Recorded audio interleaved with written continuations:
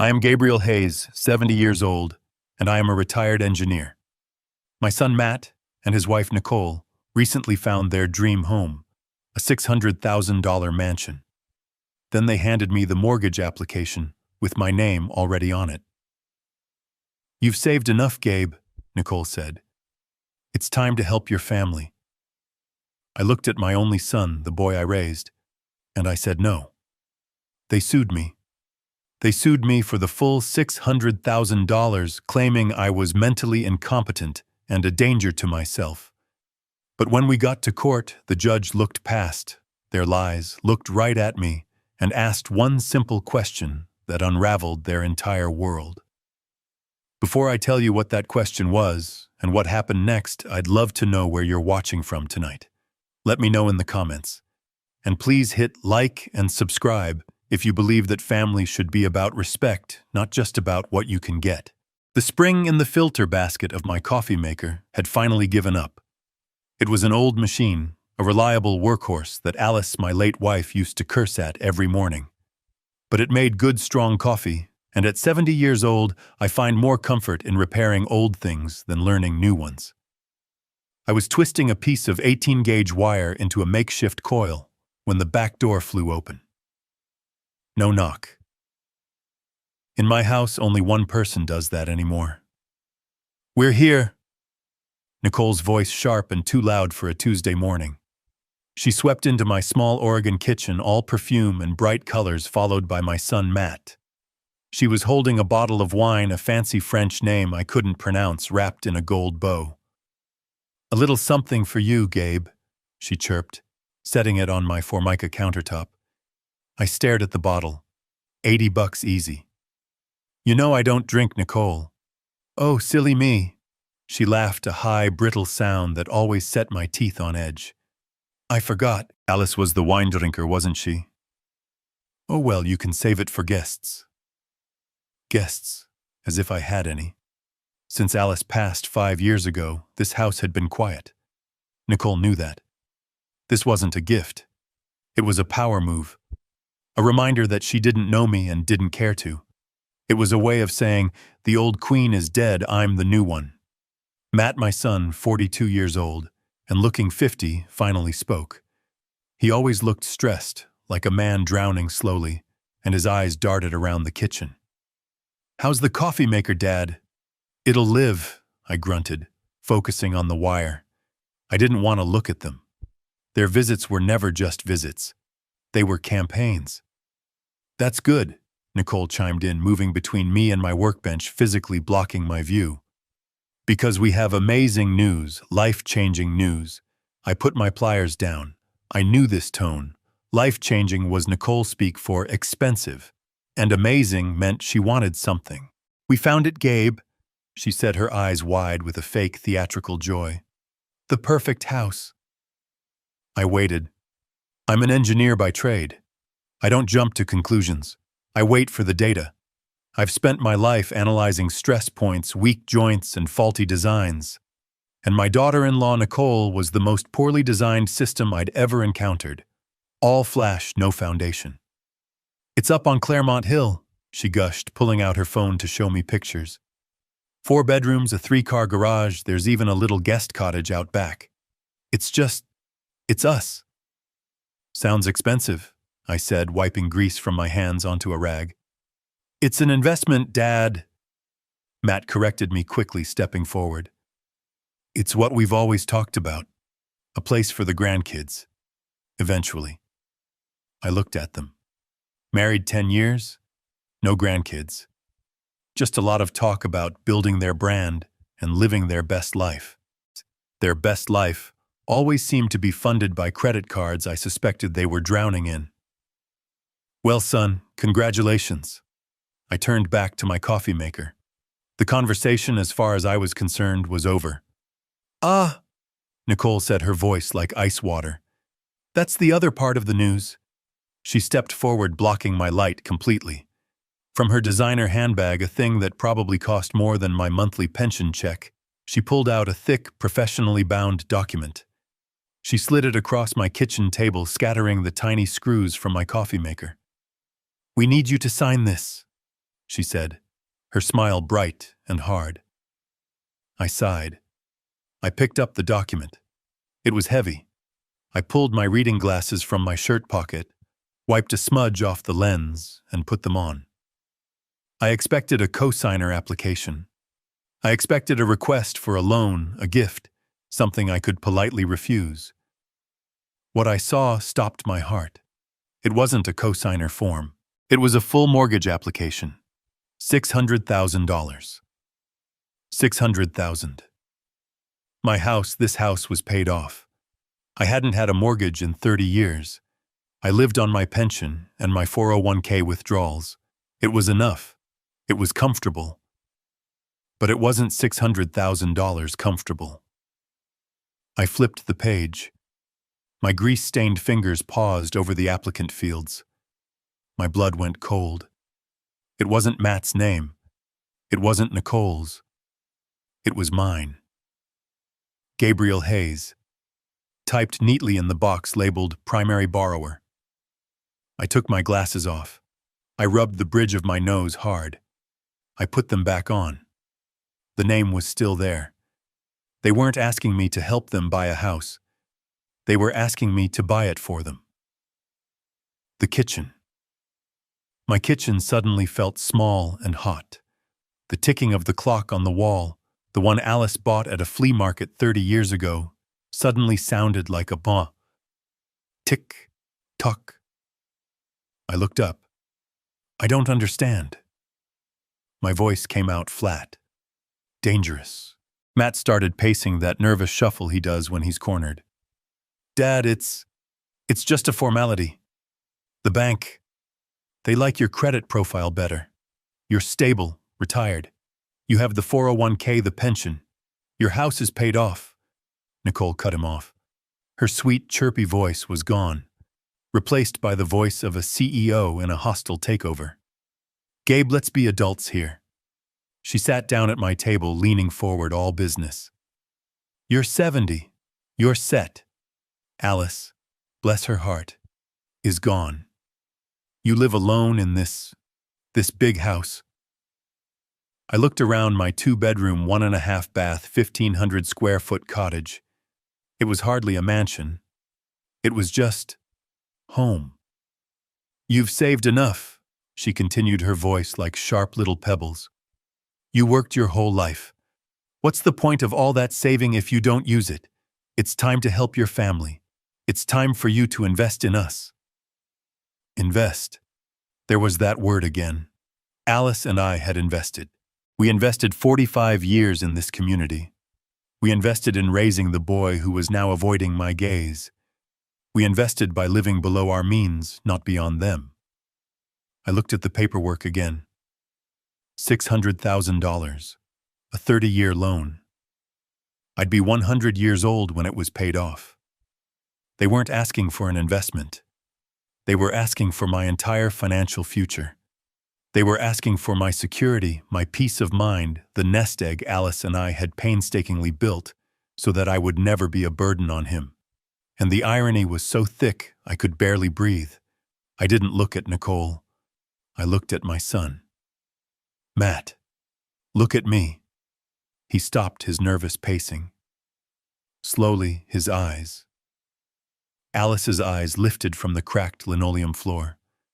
They were filled with a desperate, pleading weakness I recognized. It was the same look he had when he was 10 and broke Mrs. Henderson's window.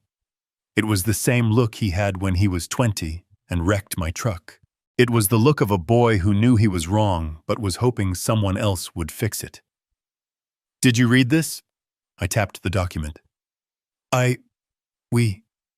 Nicole thinks. I am not asking what Nicole thinks, I said. My voice was quiet, but it cut through the room like a razor. I am asking what you think. You are 42 years old, Matt. Do you think this is acceptable to bring this here to ask your 70-year-old father to sign away his security for a house you can't afford? It's not like that, Dad, he protested, but his voice was weak. She just really wants this house. You don't know how important this is to her. And there it was. The final terrible truth. My son was gone. The boy I raised, the man I thought I knew, had been replaced by this puppet. He was prioritizing his wife's wants over his father's life. He was willing to sacrifice me, his 70-year-old father, on the altar of his wife's ambition. I folded the document neatly in half. The sound was crisp, final, like a judge's gavel. I slid it back across the table. It stopped right in front of Nicole. No. The word hung in the air. The faucet was still dripping. Drip, drip. Nicole's perfectly made-up face went through 3 distinct phases in less than 2 seconds. First, confusion, as if the word no was a foreign language she didn't understand. Second, offense, as if I had slapped her. Third, a cold, hard rage that made her eyes look like chips of ice. "What?" she whispered, her voice tight. I said. I enunciated every syllable, no. Matt looked like he was going to be sick. "Dad, please, you can't just say no. We already put down a deposit. We told the realtor you were on board." A deposit. With what money? My money, the money I suspected they'd been subtly bleeding from me for years. "Then you'd better call that realtor," I said, turning my back on them. I walked to the sink. "You'd better call him and tell him you lied. If Nicole wants that house," I said, my voice muffled by the sound of running water as I rinsed my coffee mug, "then you two can figure out how to buy it." "You selfish old man!" Nicole shrieked. The civility was gone. I turned around slowly, drying my hands. "Get out of my house." "What?" I said. "Get out." Matt, finally finding a spine, grabbed his wife's arm. "Nicole, come on. We're leaving." "No." She yanked her arm free. She pointed a finger at me, her hand shaking. "You are just sitting on all that money Alice left. You're letting it rot. We are your family." "A family doesn't ask its father to sign his financial death warrant," I said, walking toward them. Nicole snatched the mortgage papers off the table. "You will regret this, Gabe. I promise you, this isn't over." "I'm sure it's not," I said, holding the back door open for them. They stormed out. The screen door slammed shut behind them, the frame rattling in protest. I heard their car engine roar to life, tires spinning on the gravel of my driveway as they peeled out. I stood there listening until the sound faded. I went back to the counter. The $80 bottle of wine was still there. I picked it up and walked to the back porch, uncorked it, and poured every last drop onto Alice's dying rose bushes. I sat down on the old porch swing. My hands were shaking. Not from fear, from adrenaline. Nicole was right about one thing. This wasn't over. It was just the beginning. I stood on that back porch for a long time. I stood there long after their car squealed out of my driveway, leaving a black mark on the gravel and a cloud of dust in the air.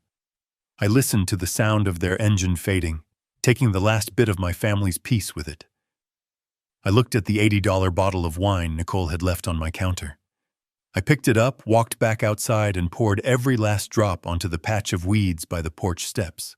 The next 2 days were quiet. Too quiet. The silence in the house was heavy, suffocating. I called Matt's phone on Wednesday afternoon. It went straight to voicemail. "Son?" I said, my voice sounding rough. "It's your father. We need to talk." I hung up. He didn't call back. I called again on Thursday, straight to voicemail. This time I didn't leave a message. I am a 70-year-old man. I have earned many things in my life. I will not beg my own son to speak to me. Part of me, the father part, tried to find an excuse. He's embarrassed, I told myself. He's ashamed. He's at home getting an earful from that harpy he married. I told myself they just needed time to cool off. They needed to realize how insane, how disrespectful their proposition had been. I tried to believe that the son I raised, the boy I taught to ride a bike and bait a hook, would eventually remember who he was. I tried to believe that blood was thicker than Nicole's ambition. I was wrong. The proof arrived on Friday. I walked down my long gravel driveway, the Oregon air crisp and damp. My joints always ache in this weather. The mailbox door creaked open. Junk mail, an ad for gutter cleaning, the local paper, and one thin envelope that didn't belong. It was from Bank of America. My heart tightened. I hadn't banked with B of A in 30 years, not since Alice and I opened our joint account at the local credit union. I tore it open right there at the end of my driveway. My eyes scanned the page. It was a form letter. Cold, impersonal corporate. Dear Gabriel Hayes, we regret to inform you that we cannot approve your application at this time. Application. I hadn't applied for anything. I read further down.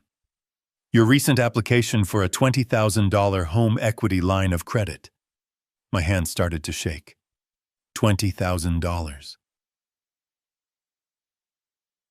Has been declined due to recent suspicious activity on your credit profile and insufficient income verification. I read the letter again and again. A line of credit. Against my house. The house I paid off in 1997. The house they just tried to get me to buy for them. It wasn't a coincidence. This wasn't a mistake. This was Plan B, that cooling off period I'd imagined. It wasn't cooling off, it was rearming. The rage from Tuesday, the cold, analytical anger I felt when I saw my name on that mortgage, it came flooding back 10 times stronger. This wasn't just pressure. This wasn't just a disrespectful ask. This was fraud. This was theft. They hadn't just stormed out of my kitchen defeated. They had gone straight home, logged onto a computer, and tried to steal from me. They tried to leverage the equity in my house behind my back to get the money they wanted. And the only reason it failed was because I was an old man living on a fixed pension. Insufficient income verification. They had tried to get the loan using my identity, but without my real financial information. I crumpled the letter in my fist. The silence of the past 3 days hadn't been shame. It had been calculation. I stood there by my mailbox, the empty road stretching out in front of me. I finally understood. I wasn't dealing with a spoiled son and his greedy wife. I was dealing with criminals, and they had already made their next move. It was time for me to make mine. I turned around, marched back up the driveway, and went straight to my phone. I wasn't calling Matt. I was calling my bank's fraud department, and I was going to find out exactly what they had done. I didn't even go back inside the house. I stood right there on the gravel driveway, the damp Oregon air chilling my hands, and I dialed the 1-800 number on the letter with a thumb that was shaking not from cold, but from a cold, hard rage. The phone clicked. A robotic voice answered. Thank you for calling Bank of America's Fraud Protection Department. I hate these automated menus. They're designed to make you give up. I punched 0 over and over until a human finally picked up. Fraud Department, this is Susan. How can I help you? Her voice was bored. She'd probably taken 100 calls like this today. My name is Gabriel Hayes, I said, my voice steady, deceptively steady. I'm holding a rejection letter for a $20,000 line of credit that I never applied for. Oh, I'm very sorry to hear that, sir. Her voice clicked into a professional script. That must be very upsetting. Let me pull up your file. Can you please confirm your social security number? I recited the 9 digits, the 9 numbers that define your entire life in this country. I felt dirty saying them out loud. It felt like a violation. Thank you, Mr. Hayes. One moment. I heard her typing. The silence on the line stretched, filled only by the sound of my own blood roaring in my ears. Okay, she said, her tone suddenly more alert. Yes, I see the application here. It was submitted online at 7:42 p.m. this past Tuesday. Tuesday. The very same day they had stormed out of my kitchen. They hadn't even waited 24 hours. They must have driven straight from my house, furious and rejected, and immediately logged on to try and steal from me, The audacity of it, the speed of it, took my breath away. "Mr. Hayes," Susan said, pulling me back. "I'm here," I said, my voice like gravel. "I want to know what information was used to submit this application." "Sir, I can't." "Susan," I interrupted, but I kept my voice calm. "I am the victim of identity theft. I need to know how compromised I am. Tell me what they used." She hesitated. "I understand. I'm noting the account for fraud." "Okay. The application was submitted using your correct full name, Gabriel Elias Hayes, your correct date of birth, and the correct social security number." "Of course. But that wasn't enough. There are always security questions." "What else?" I pressed. "What did they use for verification security questions? Mother's maiden name." There was another pause. More typing. "Yes, sir. The applicant did correctly provide your mother's maiden name." I closed my eyes. The world went silent. The wind in the pine trees. The distant hum of the highway. It all faded. Mother's maiden name. I hung up the phone. I didn't say goodbye. I didn't say thank you. I just let my arm drop to my side. I'm an engineer. I'm a man of systems of logic. I shred my bank statements. I burn my old tax returns. My 401k documents are in a fireproof safe in my closet. I am not a careless man.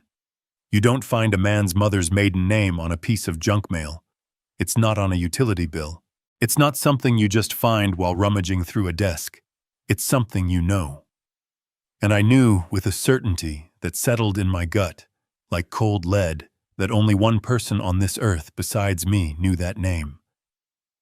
Matt. I remembered it. Not 3 years ago, but 5. Right after Alice died. I was a ghost. I walked through this house, but I wasn't here. The grief was a fog I couldn't see through. Matt had offered to help with the paperwork, the life insurance, the taxes. He sat right there at my kitchen table. This kitchen table. "Dad, this form, this insurance claim, it needs your mother's maiden name." I was so lost, so broken, I didn't even think. I just told him. "Kovacs, Anna Kovacs. Her family was Hungarian." He had nodded, written it down. "Got it, Dad. Don't worry. I'll handle all this." He handled it. He took that piece of my history, that piece of my trust given to him in my darkest moment, and he saved it. He saved it for 5 years. He saved it like a weapon. He held on to that key, that secret, just waiting for the day he could use it to rob me. This wasn't an impulsive act of anger on Tuesday night. This was premeditated. He had been planning this. Or at least he had been holding the tools to do it just in case. This was a different kind of evil. My son, the boy I raised, was a stranger. A cold, calculating stranger who had been waiting for his opportunity. I looked at my house, my home. Suddenly it didn't feel safe. I thought about Tuesday, Nicole's bag, Matt's nervous energy. I walked to my neighbor's house. Mrs. Henderson, Agnes. She was 80 sharp as a tack and missed nothing. I needed to know what they did here on Tuesday. I needed to know what they took. I stood on the gravel, the useless phone heavy in my hand. The letter from the bank felt like a razor blade in my pocket. Kovacs. Anna Kovacs. He had kept that name, that sacred piece of my past, like a burglar keeps a skeleton key, waiting. I looked at my small house. The white paint was peeling, the porch swing Alice loved was listing to one side. It had always been my sanctuary. Now it felt like a crime scene. If they had my mother's maiden name, what else did they have? The mortgage application. The line of credit. They needed proof of my assets. They needed my 401k statements, my pension details. My blood turned to ice. Tuesday. They weren't just here for a minute. They were here for an hour.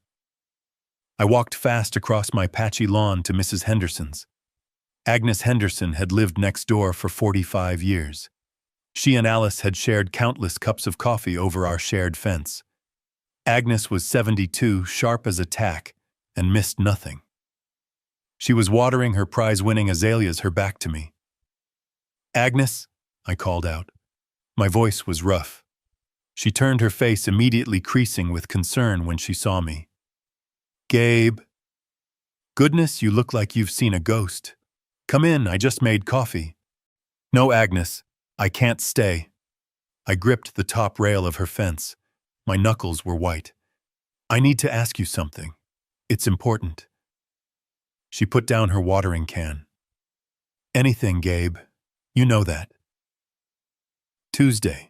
Last Tuesday, I had a cardiology appointment in Portland. I was gone all morning." "I remember," she said, nodding. "I saw your truck leave early." Did you see anyone come by the house while I was gone?" Agnes's face clouded. She looked uncomfortable. "Oh, Gabe." I didn't want to say anything. I assumed you knew. I thought he was just helping. My stomach dropped. "Who, Agnes?" "It was Matt," she said, lowering her voice. "He and his wife, Nicole. They got here about an hour after you left. I was pruning these very bushes." "And they went inside," I pushed. "Yes, Matt used his key. I almost waved, but, well, Nicole seemed to be in a hurry. They were in there for a long time, Gabe. Almost a full hour. I thought it was odd. I figured they were just dropping something off for you, but they stayed so long." I just stared at her, the pieces clicking into place with horrifying speed. "Agnes," I said, trying to keep my voice even. "When they left, were they carrying anything?" Agnes frowned, thinking. Her eyes unfocused as she replayed the memory. Yes, they were. Matt was just Matt. But Nicole, she was carrying that big beige tote bag she always has. The one that looks like it costs a fortune." She paused. "You know, it's funny.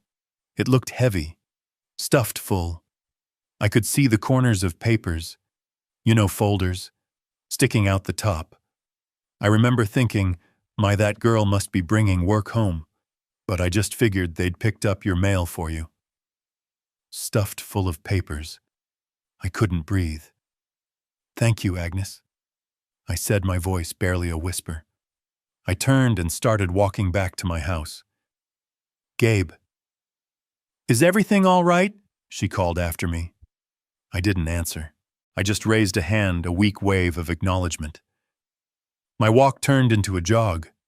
I fumbled with my keys at my own back door, the one Matt and Nicole had walked through so easily. I burst into the kitchen, my heart hammering against my ribs. I didn't go to the safe. That's where I kept the real documents, the ones that mattered. No, I went to the one place a son should respect, the one place a child should never, ever violate. I went to my office. It was more of a nook, really. A small room off the living room where Alice kept her sewing machine and I kept my old roll-top desk. This was where I paid my bills. This was where I kept my day-to-day life. I pulled open the bottom drawer of my metal file cabinet. It didn't screech. It was well-oiled. I'm an engineer. I take care of my tools. But the contents, it wasn't a mess. A stranger would have thought it was perfectly normal. But I knew. The files were out of order. I am a man of systems. My files are alphabetical. Auto insurance, bank statements, house deed, medical, pension. Pension was filed behind taxes. Bank statements was shoved in front of auto. They had been here. They had been in this drawer. I pulled the folders out one by one, my hands shaking so badly I dropped them on the floor. The pension folder, empty. The 401k statements folder, empty. The tax returns folder. They'd taken the last 5 years. I sank into my old wooden desk chair. It groaned under my weight. They didn't just try to steal my identity. They had stolen it. They had come into my home, my sacred space, and rifled through my life. They had taken the proof of my assets. They were building a case. The mortgage application wasn't Plan A. The fraudulent line of credit wasn't Plan B. They were a coordinated attack. They were trying to find out exactly how much I had, where it was, and how they could get their hands on it. The $600,000 house. That was just what they thought they could get. Now armed with my 401k statements, my pension details, they were coming back for the rest. I looked at the phone on my desk. The old beige rotary phone that Alice had refused to get rid of. I felt so alone. So utterly and completely alone. This was bigger than me. This wasn't a family squabble. This wasn't a spoiled son. This was a conspiracy. I picked up the receiver. My fingers, stained with grease and shaking with rage, fumbled on the numbers. I couldn't call the police. Not yet. Not on my own son. But I knew who to call. The one man Alice had trusted as much as she trusted me. The only other man on earth who knew the truth. "Peterson Law Offices," a crisp voice answered. "Get me Peterson," I said, my voice breaking. "Tell him it's Gabe Hayes. Tell him it's happening." I didn't bother changing my clothes. I still had grease under my fingernails from that morning's coffee maker repair. It felt like a lifetime ago. I grabbed my keys, walked past my ransacked file cabinet, and didn't look back. The engine of my 1998 Ford F-150 turned over with a familiar, comforting groan. It was an old truck, reliable, honest. It had dents and scratches, and every single one had a story. It was a truck that had never lied to me. I pulled onto the 2-lane highway heading east toward Portland. The 90-minute drive was usually something I enjoyed. I'd listen to the oldies station, watch the tall Oregon pines blur past, and think about what Alice would want for dinner. Today there was no music, just the thrum of the engine and the deafening roar of my own thoughts. $50 million. And my son was trying to steal a few thousand from my 401k. I gripped the steering wheel, my knuckles white. I thought about Matt as a boy. I remembered his 10th birthday. He wanted the new Nintendo. All his friends had one. We didn't buy it for him. Instead, I took him to the workshop and we spent a month building a Pinewood Derby car. He cried at first. But when that car won first place, the look on his face, it wasn't the joy of getting something. It was the pride of building something. That's what Alice and I wanted for him. We wanted him to feel that. We wanted him to stand on his own 2 feet. We always agreed. Alice and I, we talked about it countless nights. We saw what money did to other families. We saw our friends the Martins, whose son was in and out of rehab, all funded by their trust fund. We saw the Johnsons, whose daughter hadn't worked a day in her life and treated her parents like servants. "We can't let that happen to Matt Gabe," Alice had said, her voice firm, as we sat at the kitchen table signing the final trust documents all those years ago. "He has to be his own man. This money, it can't be a gift. It has to be a responsibility, or it will be a curse." So we kept the secret. We lived on my engineer's salary. We saved. We bought this house. We drove this truck. We lived a good, simple American life. And all the while, that other life, the $50 million life, was just sitting there, waiting. Now, as the skyline of Portland pushed up against the gray sky, I felt a cold knot of doubt. Had we been wrong by trying to protect him? Did we just make him hungry? By keeping him from the truth, did we accidentally create this resentment? Did he look at his simple, retired father and feel nothing but contempt? Did he think I was just a foolish old man hoarding a small nest egg when all this time I was guarding a fortress he couldn't even see? I didn't know. I didn't know the man who had rifled through my desk. I didn't know the man who had used his dead mother's insurance claim to steal my mother's maiden name. I only knew one thing. He was my son, and he had declared war on me. I pulled into the parking garage for Peterson's law firm. I didn't have a plan. But I had the truth. And I had a $50 million problem. Peterson's law firm, Peterson, Shaw and Associates, took up the top 3 floors of the tallest glass tower in Portland. It was the kind of place that smelled like old money and new carpet. The receptionist, a young woman in a sharp black blazer, looked at me over the rim of her glasses. I knew what she saw. A 70-year-old man in a worn flannel shirt, decade-old jeans and work boots that still had mud on the heels. I still had grease under my fingernails from the coffee maker. I probably looked like I had wandered into the wrong building, like I was looking for the janitor's office. "Gabriel Hayes for Mr. Peterson," I said, my voice quiet. Her eyes widened just a fraction in surprise. She checked her computer. "Oh, yes, Mr. Hayes. Of course. He's expecting you. Right this way, sir." Her "sir" was sudden a pivot from dismissal to deference. Peterson had clearly flagged my name in their system. I was led through a maze of beige walls and abstract art until we reached a corner office with a floor-to-ceiling window overlooking the entire city. And there, sitting behind a desk so large it could have doubled as a boat, was John Peterson. Peterson was my age, but he looked like he'd been carved from granite. Sharp suit, perfect hair, a mind like a steel trap. He'd been my friend since college, long before the money, long before any of it. He was the only man on earth I trusted with the truth. He stood up as I entered, a genuine smile on his face that faded as soon as he saw my expression. "Gabe," he said, shaking my hand. His grip was firm. "You look like hell. What's happened?" I didn't answer. I didn't sit down. I reached into the inner pocket of my jacket. I pulled out the folded, crumpled mortgage application and the letter from Bank of America. I laid them side by side on his pristine, polished mahogany desk. The greasy smudge from my thumb on the bank letter stood out like a scar. Peterson put on his own reading glasses. He picked up the mortgage application first. I watched his eyes scan the page, his expression hardening. He saw the $600,000 amount. He saw my name. He saw the space for my signature. Then he put it down and picked up the rejection letter for the $20,000 line of credit. He read it, his jaw tightening. He looked up at me. He didn't look shocked. He didn't look surprised. He just looked terribly, profoundly sad. "So," he said, his voice a low rumble, "it started." He took off his glasses and rubbed his eyes.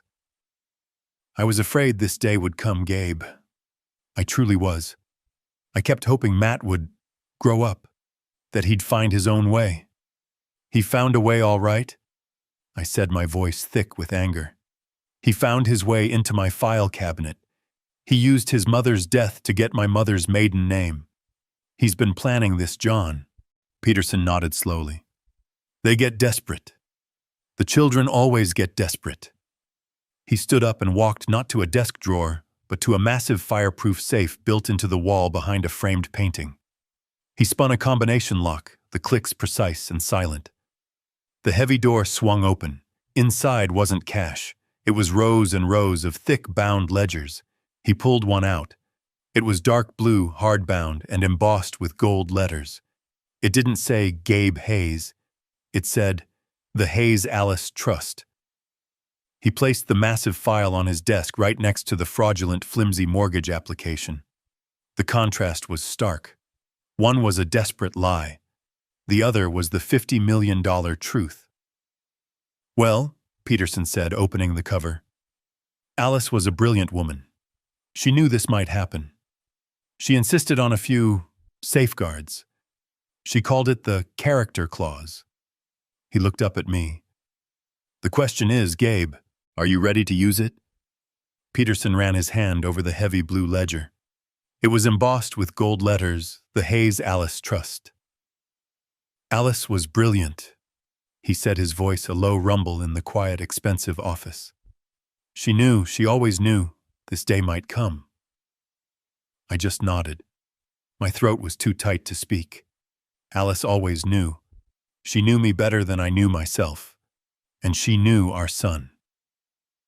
Let me explain something. Something my son Matt never knew. Something I never told anyone in our small Oregon town. To Matt, to Nicole, to my neighbors. I'm just Gabe Hayes, the retired engineer from the aerospace plant. The guy who lives on his pension and his 401k. The man who drives a 20-year-old truck and spends his mornings trying to fix a broken coffee maker. That's the lie. Or rather, it's the cover story. A cover story Alice and I agreed on 30 years ago. You see, I wasn't just an engineer. I was a very, very good one. Back in the early 80s, long before I went to work for the big plant, I was working in my own garage. I was tinkering. I was obsessed with a single problem: high-temperature friction in turbine engines, and I solved it.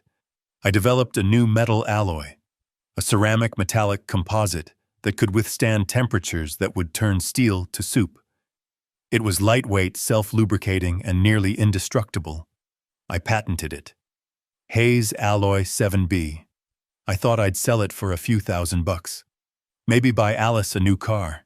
Instead, a defense contractor, one of the biggest in the world, bought the patent. They didn't just buy it. They bought my life. They bought my silence. They bought my future. They use that alloy in everything now. Jet engines, medical implants, deep-sea drilling equipment. The check they gave me. I still remember Alice and I sitting at our kitchen table, the same table Matt and Nicole just sat at. Just staring at it. It had so many zeros I thought it was a typo. $50 million. Alice and I sat at that table for 3 days. We didn't sleep. We just talked. We could have bought a mansion in Beverly Hills. We could have bought a private island. We could have become them. People like Nicole. But Alice, she was the smart one. She was the foundation. Gabe, she said, her hand covering mine. This isn't money. This is poison. It's a curse if we let it be. It will ruin Matt. It will make him weak. We can't let him know. Not until he's a man. Not until he's earned the knowledge. So we made a decision. We called Peterson.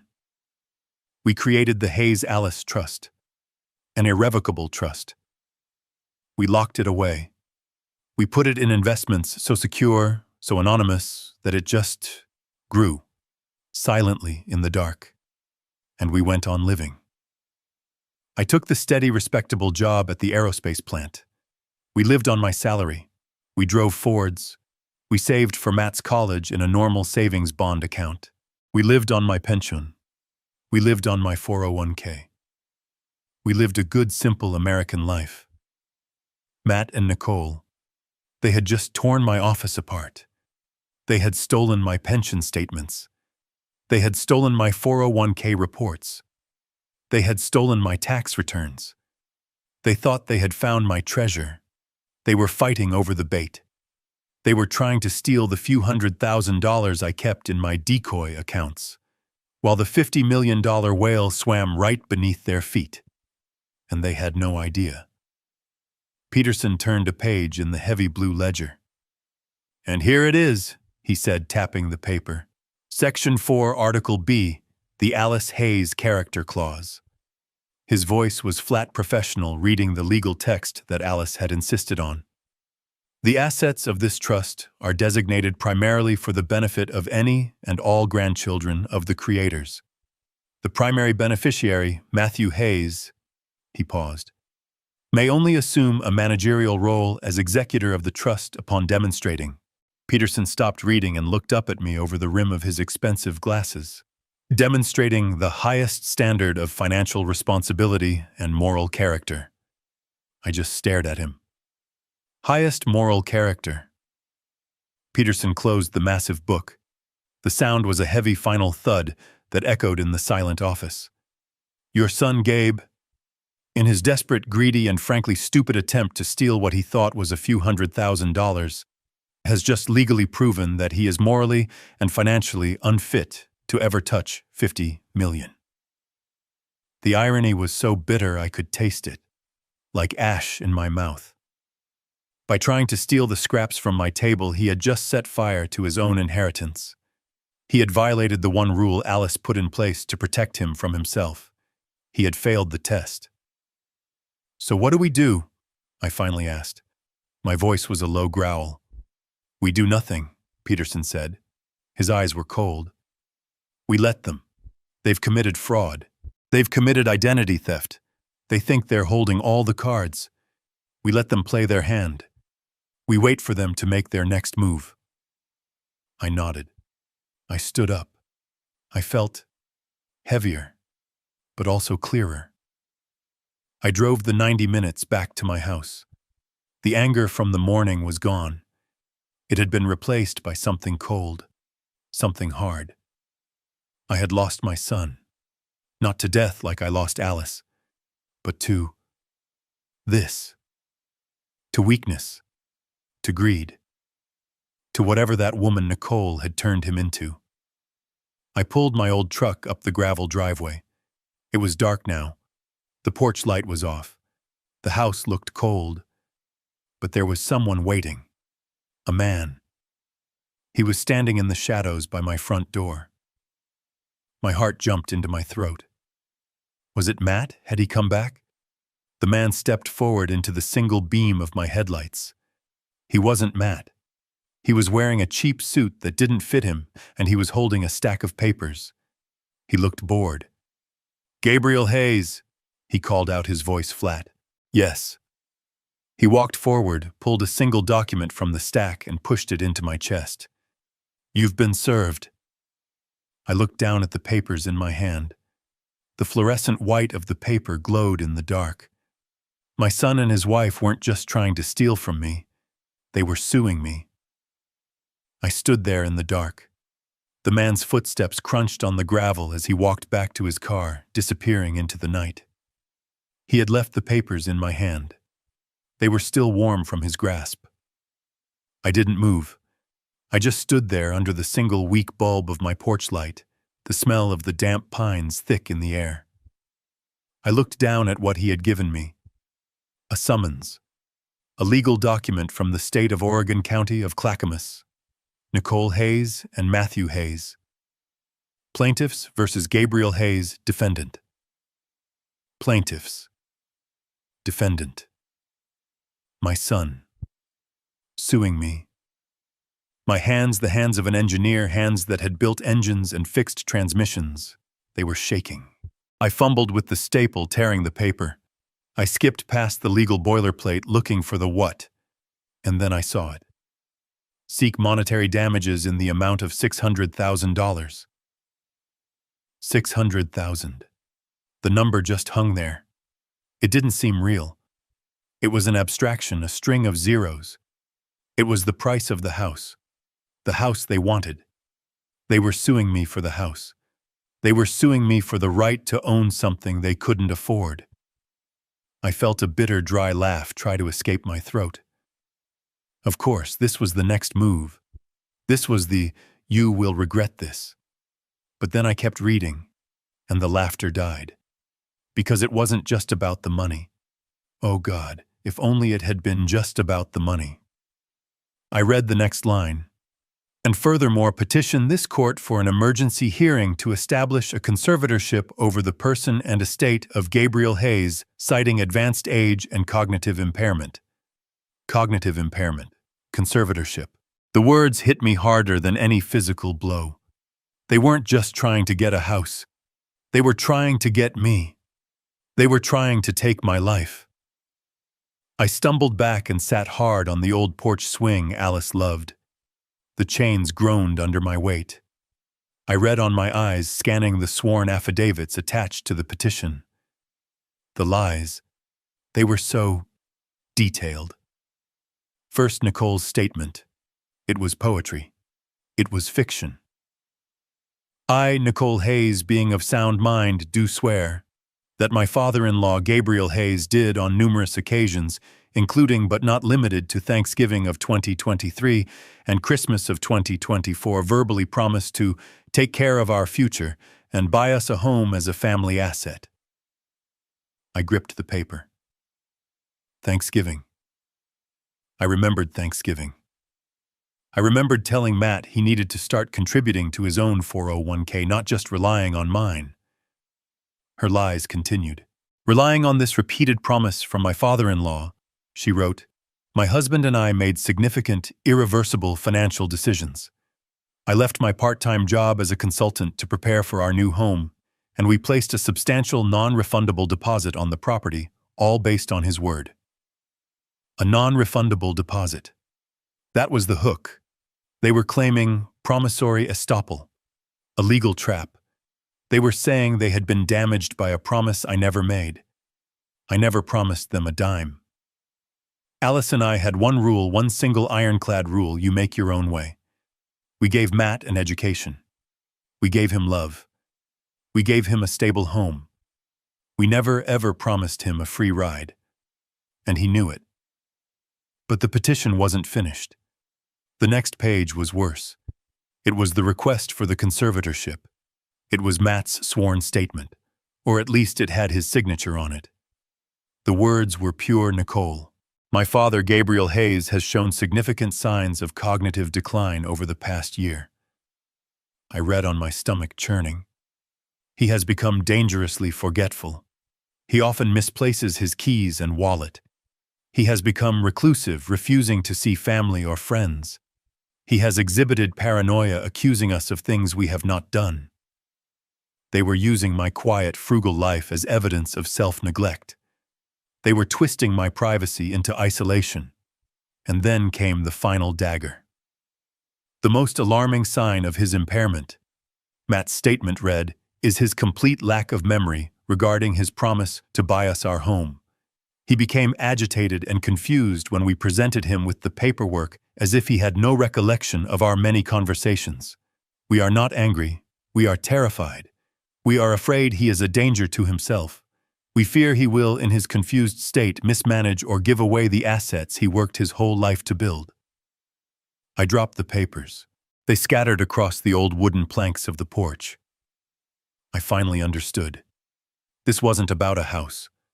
The house was just the prize. This was about control. My refusal. My simple, firm no.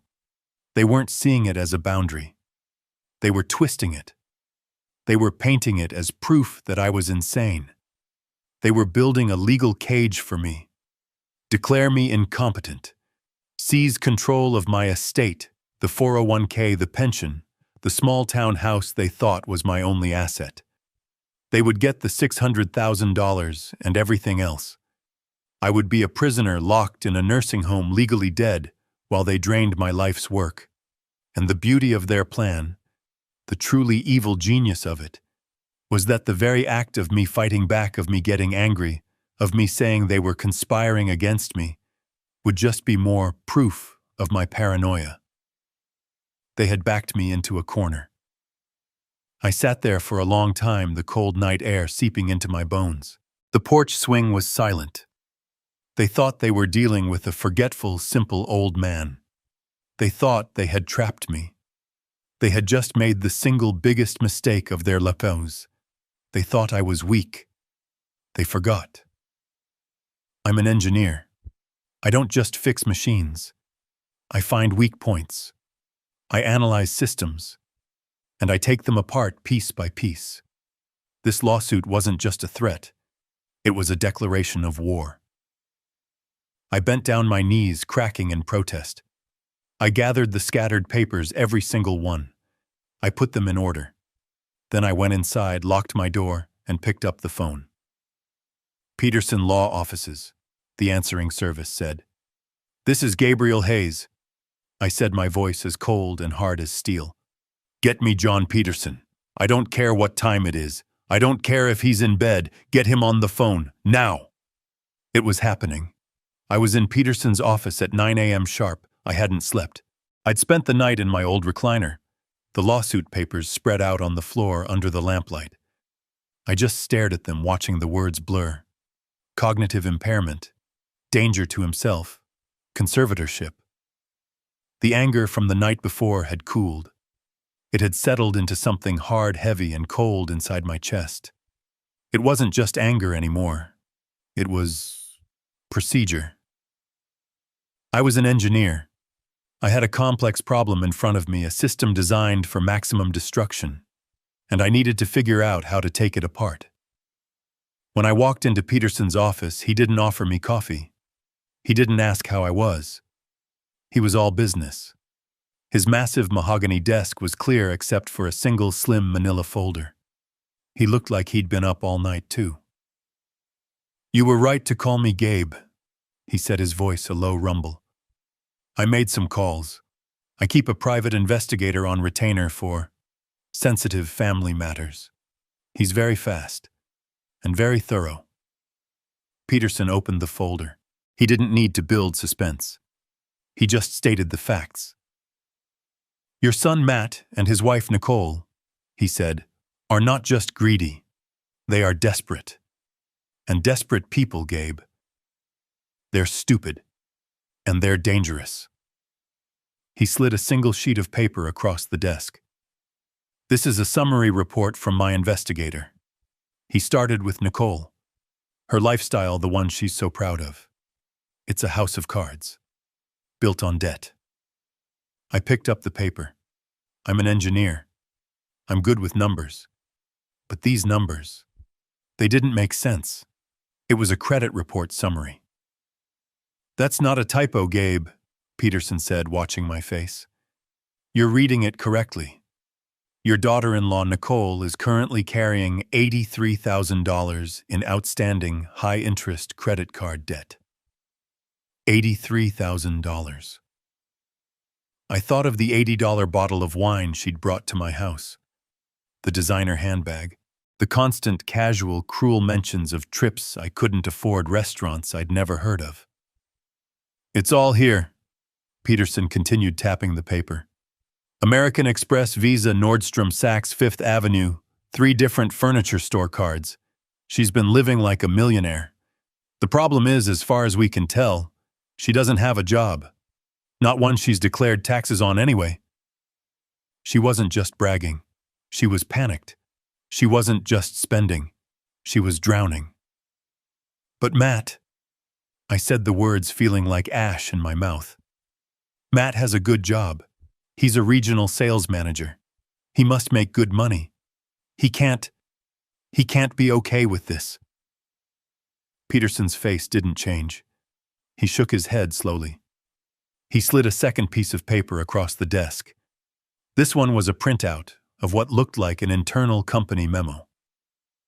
"Matt had a good job," Peterson corrected me. "He was terminated 6 months ago." I stared at the paper. Terminated. Fired. "Why?" I whispered. "Embezzlement," Peterson said. The word was ugly. Clinical. He was caught skimming $5,000 from the corporate expense account. Falsifying receipts. His company, John Deere, didn't want the bad press. They're a family company. They fired him quietly. They gave him 6 months to pay the money back before they pressed criminal charges. The pieces fell into place. Not with a click, with the sound of a building collapsing. 6 months. He had been unemployed for 6 months. He had been pretending to go to work every morning. He had been coming to my house, eating my food, lying to my face. The 6-month deadline to pay back the stolen money. It was probably right. Now. The stolen 401k statements. The fraudulent line of credit. The lawsuit. This wasn't about ambition. This wasn't about living their best life. This was about survival. The house, I said, the realization hitting me. The $600,000 house. "Exactly," Peterson said. "It's not a dream. It's a lifeline. They're bankrupt, Gabe. They're about to lose everything. They're not just trying to buy a house with your money. They're trying to use you.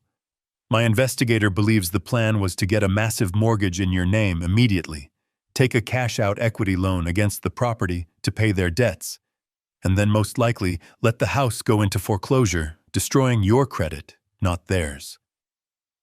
A drowning man pulling his own father underwater to use him as a flotation device. I thought about the lawsuit. The claim that I was the one who was cognitively impaired. The accusation that I was the one who was forgetful and a danger to my own finances. They weren't just attacking me. They were projecting. They were accusing me of their sins. I looked at Peterson. They've stolen my identity. They've lied to the court in a sworn affidavit. They've tried to defraud a bank. And Matt embezzled. Yes, Peterson said. So, I said, feeling the cold engineering logic return my voice flat. They're not just immoral, they're criminals. Peterson nodded. They are. And they've just given us all the ammunition we need. They've handed us the rope. I stood up. I walked to the window and looked down at the city. All those people living their lives completely unaware of the poison flowing just beneath the surface. Good, I said, turning back to Peterson. Because they don't know who they're dealing with. They think I'm a forgetful old man living on a pension. They think I'm weak. They think they've trapped me. I looked at the folder on his desk. The Hayes Alice Trust. The $50 million secret. They have no idea what's coming for them. Peterson allowed himself a thin, cold smile. No, Gabe. They really don't.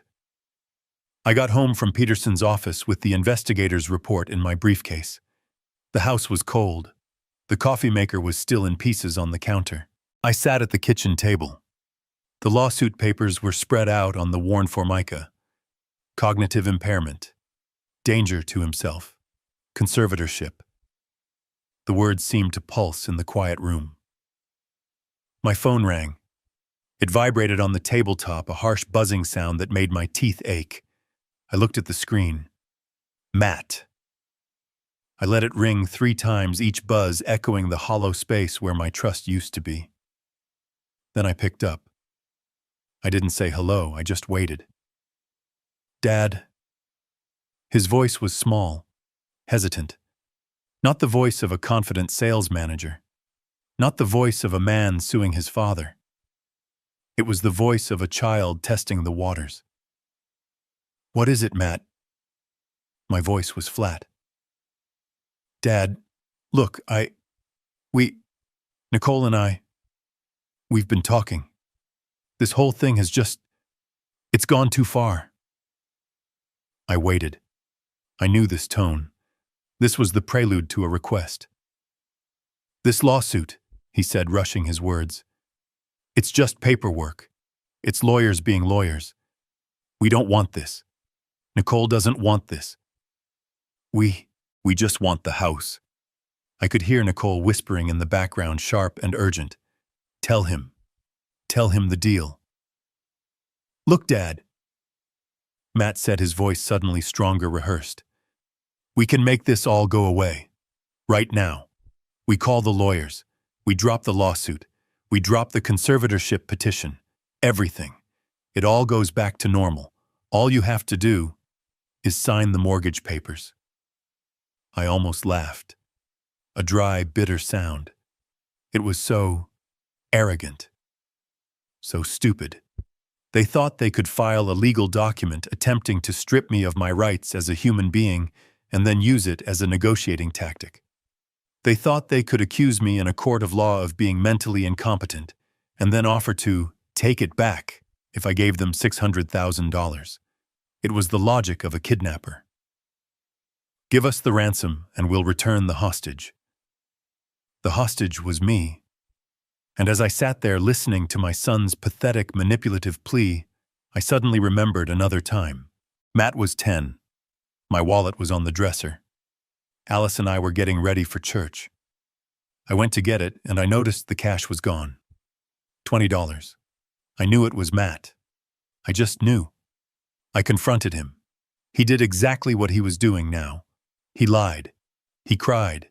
He denied it. I don't know, Dad. Maybe it fell out. I was soft. I was the dad. I was ready to let it go, but Alice was the foundation. She was the steel.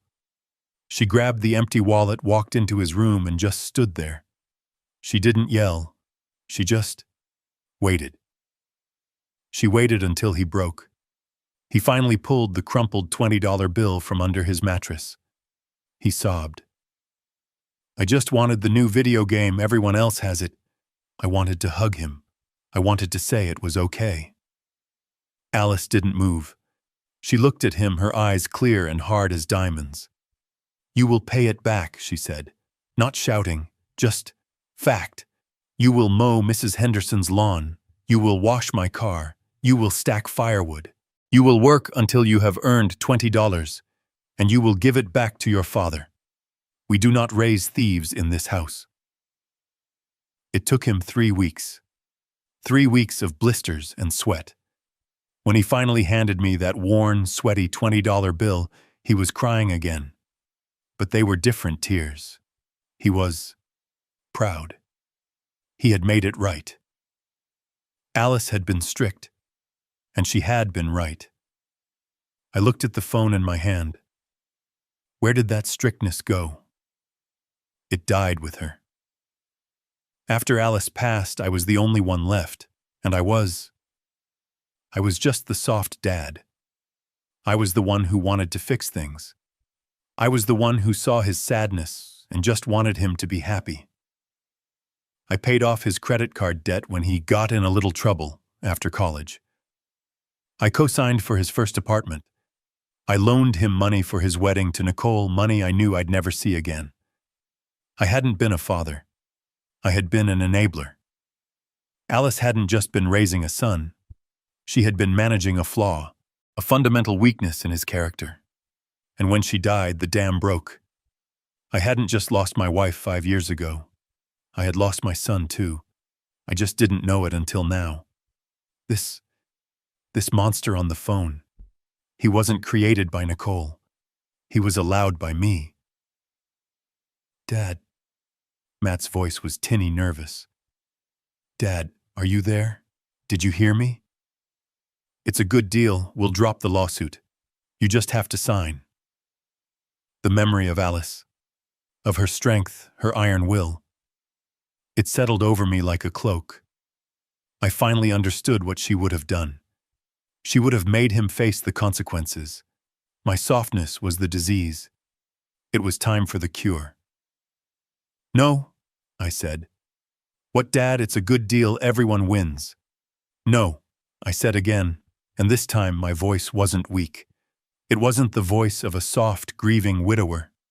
It was the voice of Gabriel Hayes, the engineer, the man who built things that last.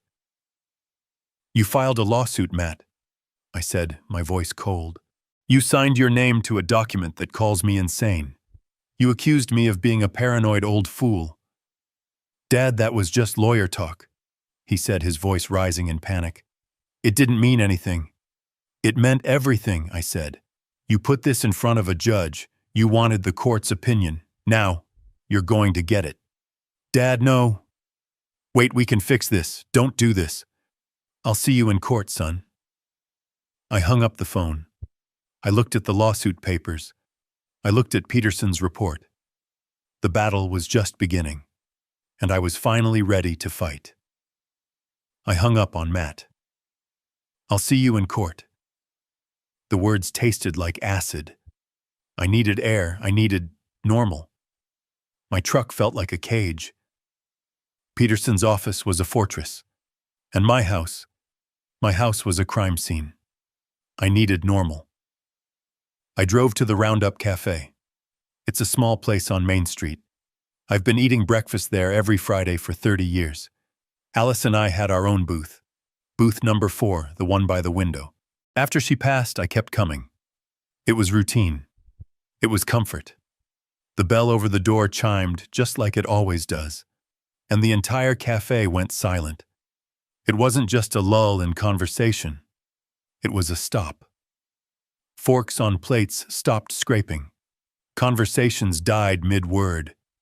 It was the kind of silence you get when a cop walks into a rough bar or when the town pariah walks into church. Brenda, the owner, was behind the counter. She's a tough woman my age who's probably poured me 1,000 cups of coffee.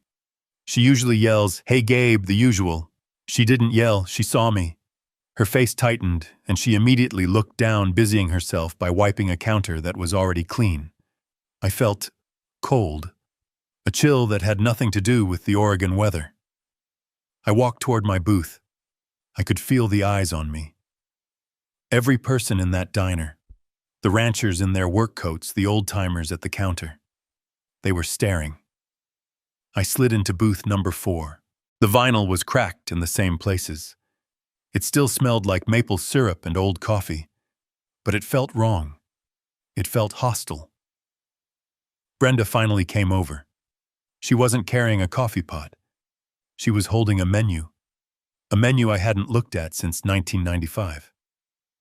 "Can I help you, Mr. Hayes?" she asked.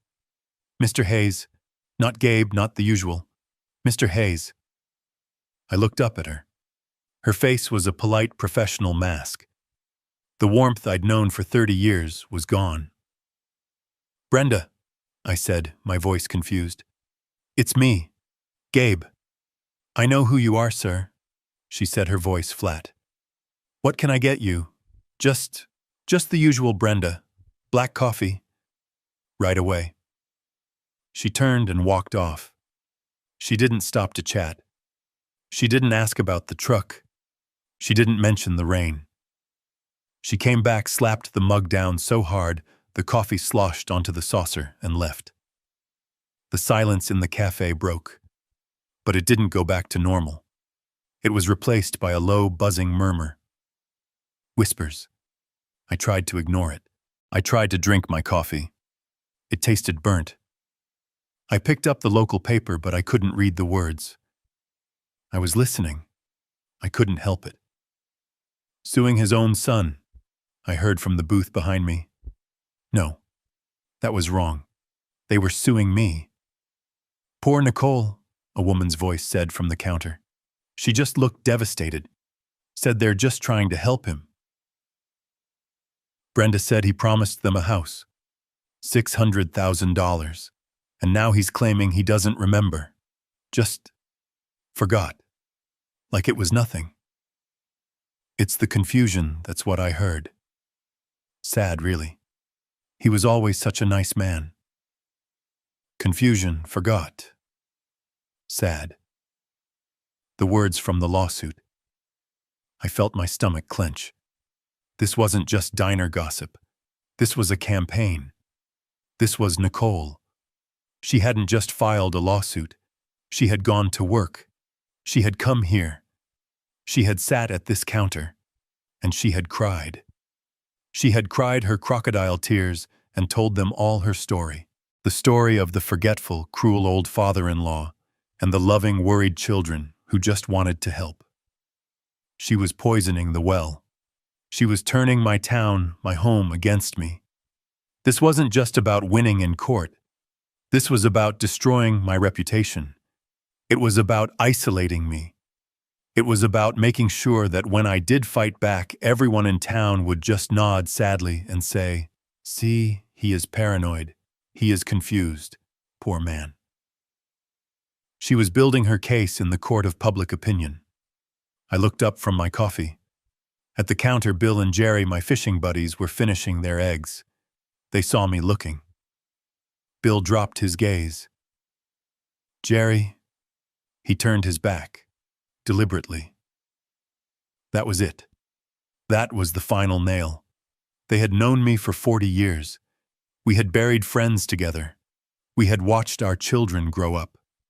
And one tearful, slanderous story from a 40-year-old woman they barely knew. And I was out. I was the crazy old man. I pulled a $5 bill from my wallet and dropped it on the table. The coffee was untouched. I stood up. The whispering stopped again.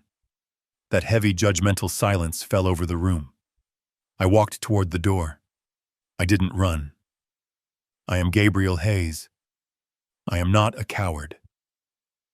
I walked slowly, my head held high, feeling every single pair of eyes on my back. I pushed the door open. The bell chimed, announcing my exit. I stepped out into the cold, clean air. It felt good to breathe again. I had just lost my son. I had just lost my town. This was no longer about a house. This wasn't even about the $50 million Peterson was guarding. This was about my name. This was about my mind.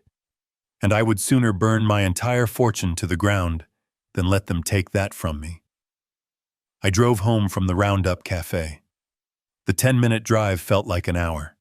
My town, my friends, my home. Nicole had done it, in one morning, with a few well-placed tears and a story about a confused, forgetful old man she had poisoned 30 years of relationships. She had turned me into a pariah. I sat in my truck in my own driveway for a long time. I looked at my house. It didn't feel like mine anymore. It felt like a fishbowl. I felt the eyes of my neighbors. Agnes Henderson's curtains twitched. I wondered if Nicole had gotten to her too. I felt trapped. I finally went inside and locked the deadbolt. A useless gesture. The invasion had already happened. I was sitting in my old recliner, the silent house pressing in on me when the knock came. It wasn't a friendly knock. It wasn't Matt forgetting his key. It wasn't Agnes with a slice of pie. It was a sharp, official rap. The kind of knock that means you don't have a choice about answering. I opened the door. A woman was standing on my porch. She was in her late 30s, wearing a navy blue pantsuit, sensible shoes, and an expression that was completely blank. She held a clipboard like a shield. "Mr. Gabriel Hayes?" she asked. Her voice was flat. "Yes." She held up a laminated ID badge. "My name is Ms. Evans.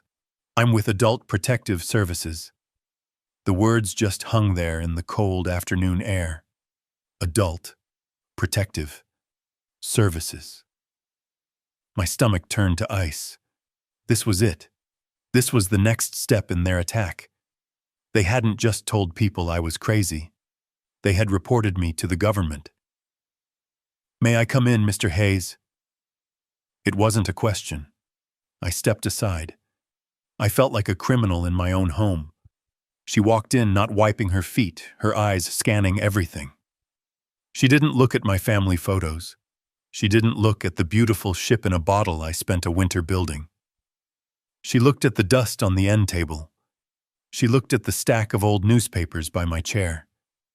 She sat at my kitchen table, the same table where Matt and Nicole had sat just days before. She placed her clipboard down. "Mr. Hayes," she began, her voice a monotone drone. "We received a detailed report this morning, an anonymous report, expressing serious concern for your welfare." Anonymous. I almost laughed. I could hear Nicole's voice in that word, the feigned concern, the crocodile tears. "The report alleges," she consulted her notes, "severe self-neglect, social isolation, and signs of increasing paranoia." Paranoia. There was that word again, the word from the lawsuit. "I'm fine," I said. My voice was rough. "That's what we're here to determine," Ms. Evans said, clicking her pen. "I just need to ask you a few routine questions. This is for your own protection, sir." The humiliation felt like a physical weight pressing me down into the chair. This woman half my age was here to protect me from myself, all based on the lies of a desperate, greedy woman and the son who enabled her. "What did you have for breakfast today, Mr. Hayes?" The question caught me off guard. "What? Your breakfast?" she repeated, her eyes unblinking. "The report says you're not eating properly." I thought back. The coffee maker. The call from the bank. The trip to the diner. The coffee I hadn't drunk. "I had coffee," I said. "I wasn't hungry." She wrote something down. I could hear the scratch of her pen. It sounded deafeningly loud. "Are you taking all your prescribed medications?" I held up my hands. "I take one pill, for blood pressure, every morning. I haven't missed a day in 10 years. She wrote, "The report says you've been confused, forgetful. Are you aware of what day it is, Mr. Hayes?" I stared at her. "It's Friday." "And the month?" "It's October. It's October 19th. And the year? It's 2025. And who is the President of the United States? I gave her the name. I felt my face flush with anger. I am an engineer. I designed fuel system components for aerospace. I have balanced budgets that could buy this entire neighborhood. And this woman, this bureaucrat, was asking me if I knew what year it was. She just nodded, writing. Mr. Hayes, she said, her voice softening, but it was a clinical false softness. The report also mentions paranoia. It says you believe your family is conspiring against you. Do you often feel that people are watching you or plotting against you? And there it was. The trap. The perfect, elegant, inescapable trap. How do I answer that? If I say no, I'm lying. If I say yes, my son and his wife are conspiring against me, they are trying to steal my house, they did steal my identity. What does that sound like to her? It sounds like paranoia. It confirms their entire case. Every word of truth I could say would be twisted and used as a weapon against me as proof of my insanity. I looked at Mrs. Evans. She was just doing her job, a job fueled by the lies of my son. I took a slow breath. Ms. Evans, I said, my voice quiet, I believe I am a private person, and I believe my privacy is being violated, but I am not paranoid. She just wrote something down. I understand. Now, Mr. Hayes, I do need to take a quick look around your home, just to verify the living conditions. Standard procedure. She stood up. She didn't wait for permission. I had to follow her. I felt like a visitor, a suspect. I watched this stranger walk through my life, judging every corner of it. She walked into the kitchen. She opened my refrigerator. There isn't much food in here, Mr. Hayes. Her voice echoed slightly. I live alone, I said, my voice tight. I shop every 3 days. I don't like food to go bad. I bought groceries 2 days ago. There's eggs, milk, some vegetables. She didn't reply. She just closed the door. She went to my bathroom. My bathroom. She looked in the medicine cabinet. She saw my blood pressure pills, my shaving cream, my deodorant. She was checking to see if I was capable. Then she went to my bedroom. My bed was unmade. I hadn't made it. I had been reeling from the lawsuit. I hadn't seen the point. She made a note. Unkempt sleeping area. And that was when something inside me finally snapped. I didn't yell. I didn't move. But the memory hit me so hard I almost staggered. This room, this exact room, this was the room where Alice spent her last 5 years. This was the room where I had set up the hospice bed. This was the room where I kept the whiteboard with her medication schedule written out every 2 hours, day and night. This was the room I kept immaculate. I learned to change IV bags. I managed her painkillers. I sat in that very chair in the corner, holding her hand for 1,825 nights. I had been a caregiver. I had kept another human being alive, comfortable and dignified through the worst battle of her life. And this woman, this stranger, sent here by the son I raised while I was caring for his mother, was standing in my bedroom marking me down as unclean because my bed wasn't made. The rage was so pure, so white-hot, I thought it would burn me from the inside out. I said nothing. Ms. Evans finally clicked her pen shut. She turned to me in the hallway. Mr. Hayes, she said back to her neutral bureaucratic tone, the report from your family is detailed, and while you present as coherent, there is a significant discrepancy between their claims and your presentation. There's a discrepancy because they are lying, I said, my voice shaking with contained fury. That's one possibility, she said, not blinking. The other possibility is that you are suffering from anosognosia, a condition where you are unaware of your own deficit.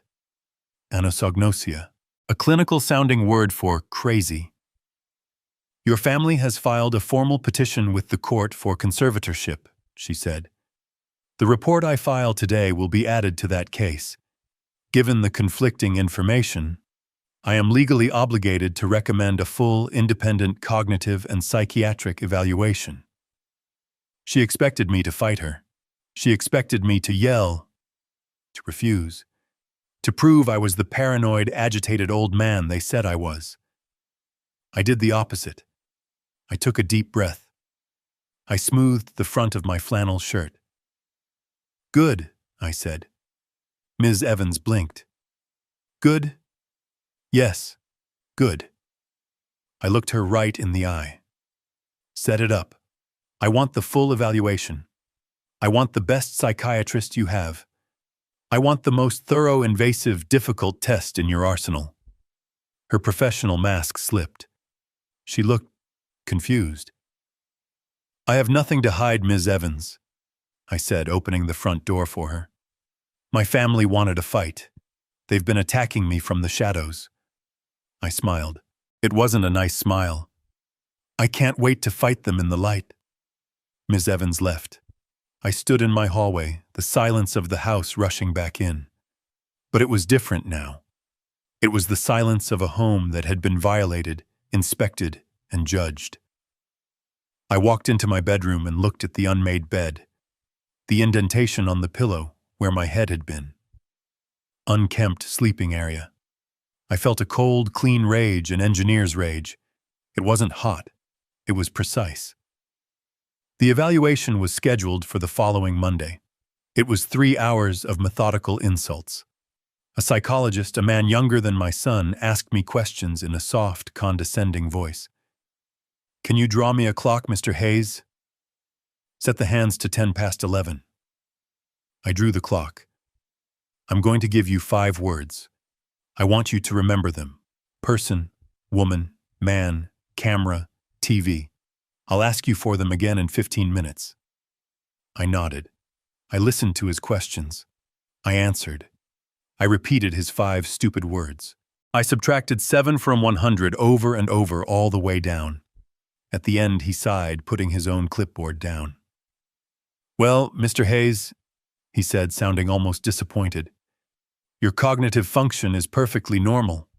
In fact, your recall and logic scores are in the 99th percentile for your age group. You're sharper than most 50-year-olds I see. The Adult Protective Services case was officially closed 2 days later. No findings of impairment.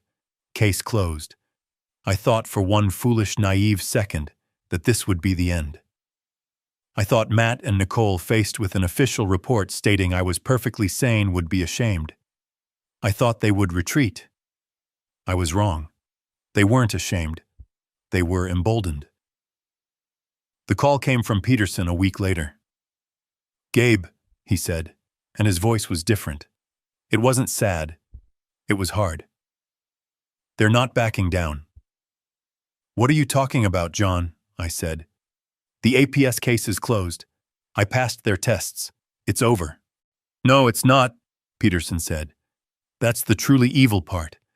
They filed a new motion with the court this morning, and they attached the APS report as evidence. But the report cleared me.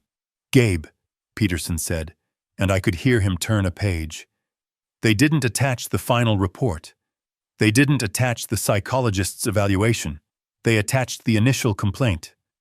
The one Ms. Evans filed. The one that alleges you are paranoid. The one that recommends an evaluation. They're presenting the accusation as if it's the finding. I sat down. My legs went weak. They are using their own slander, I whispered, as corroborating evidence for their lawsuit. It's a classic dirty move, Peterson said. They're painting a picture for the judge. Look, Your Honor, we're not the only ones worried. Even APS had to get involved. He's a ticking time bomb. He's paranoid. He's a danger to himself. They're building a cage of lies, and every time you get angry, every time you rightfully accuse them, you just give them more proof that you're unstable. I looked out my window. I saw Agnes Henderson bringing in her mail. She didn't look my way. The poison was still working. So what do we do, John? I felt tired. For the first time, I felt like a 70-year-old man. Then I heard Peterson's voice change. That cold, hard edge was back. "We're ready, Gabe," he said. "Ready for what?" I got the last of the reports back. The ones we ran. The ones that show Matt was fired for embezzlement. The ones that show Nicole is $83,000 in the hole. The ones that show they are both legally speaking bankrupt.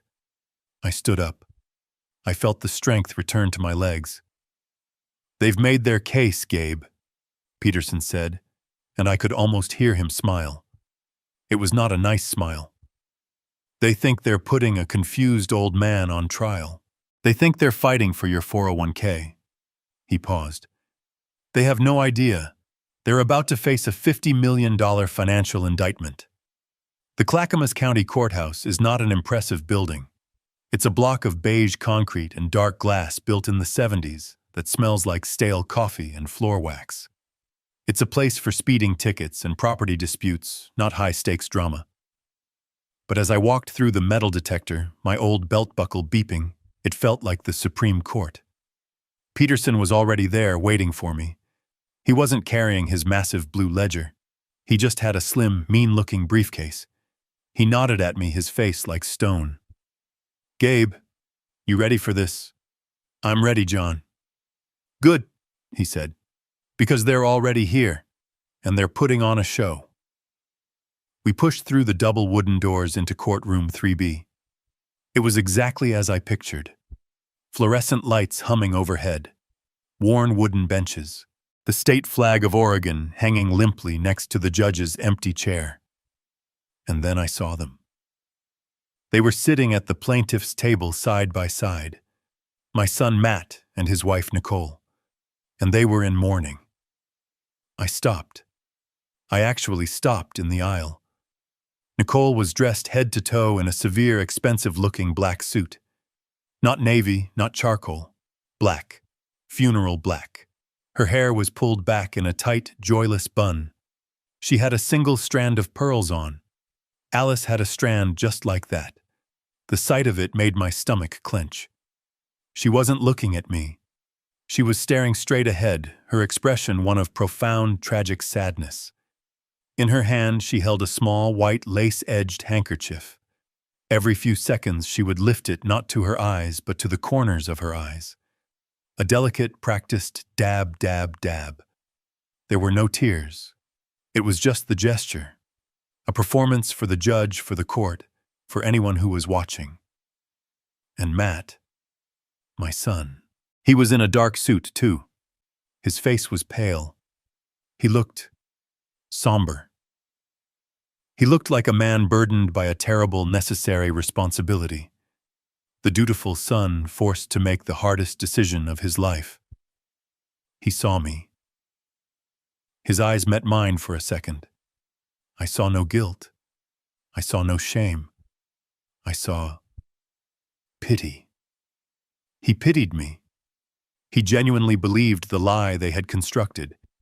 He had convinced himself that he was the hero of this story, the man stepping in to save his poor, confused father from himself. The sheer, staggering arrogance of it. It almost made me smile. Their lawyer, a slick-looking man in a suit that was too shiny, leaned over and whispered something to Nicole. She nodded, her face a perfect mask of sorrow, and dabbed her eyes again. They were mourning me.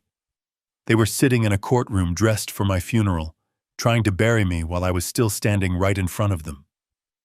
They were acting out the final scene of their play, the tragic end of poor old Gabe. I walked past them, my work boots echoing on the linoleum floor. I sat down at the defendant's table next to Peterson. I didn't look at them again. I looked at the empty judge's bench. They had built their entire case on a lie. That I was weak. That I was confused. That I was forgetful. They had no idea that I remembered everything. The bailiff stepped forward. "All rise." The performance was about to begin. Their lawyer, the one with the suit that was too shiny, stood up. "The plaintiffs call Nicole Hayes to the stand." The entire courtroom watched her. She moved as if she were walking on glass. Her steps were slow, her head bowed. She held that ridiculous lace handkerchief in one hand. She looked like the perfect image of a grieving daughter forced to do something terrible but necessary. She was a professional. This was her Super Bowl. She took the oath, her voice a soft, trembling whisper. I do.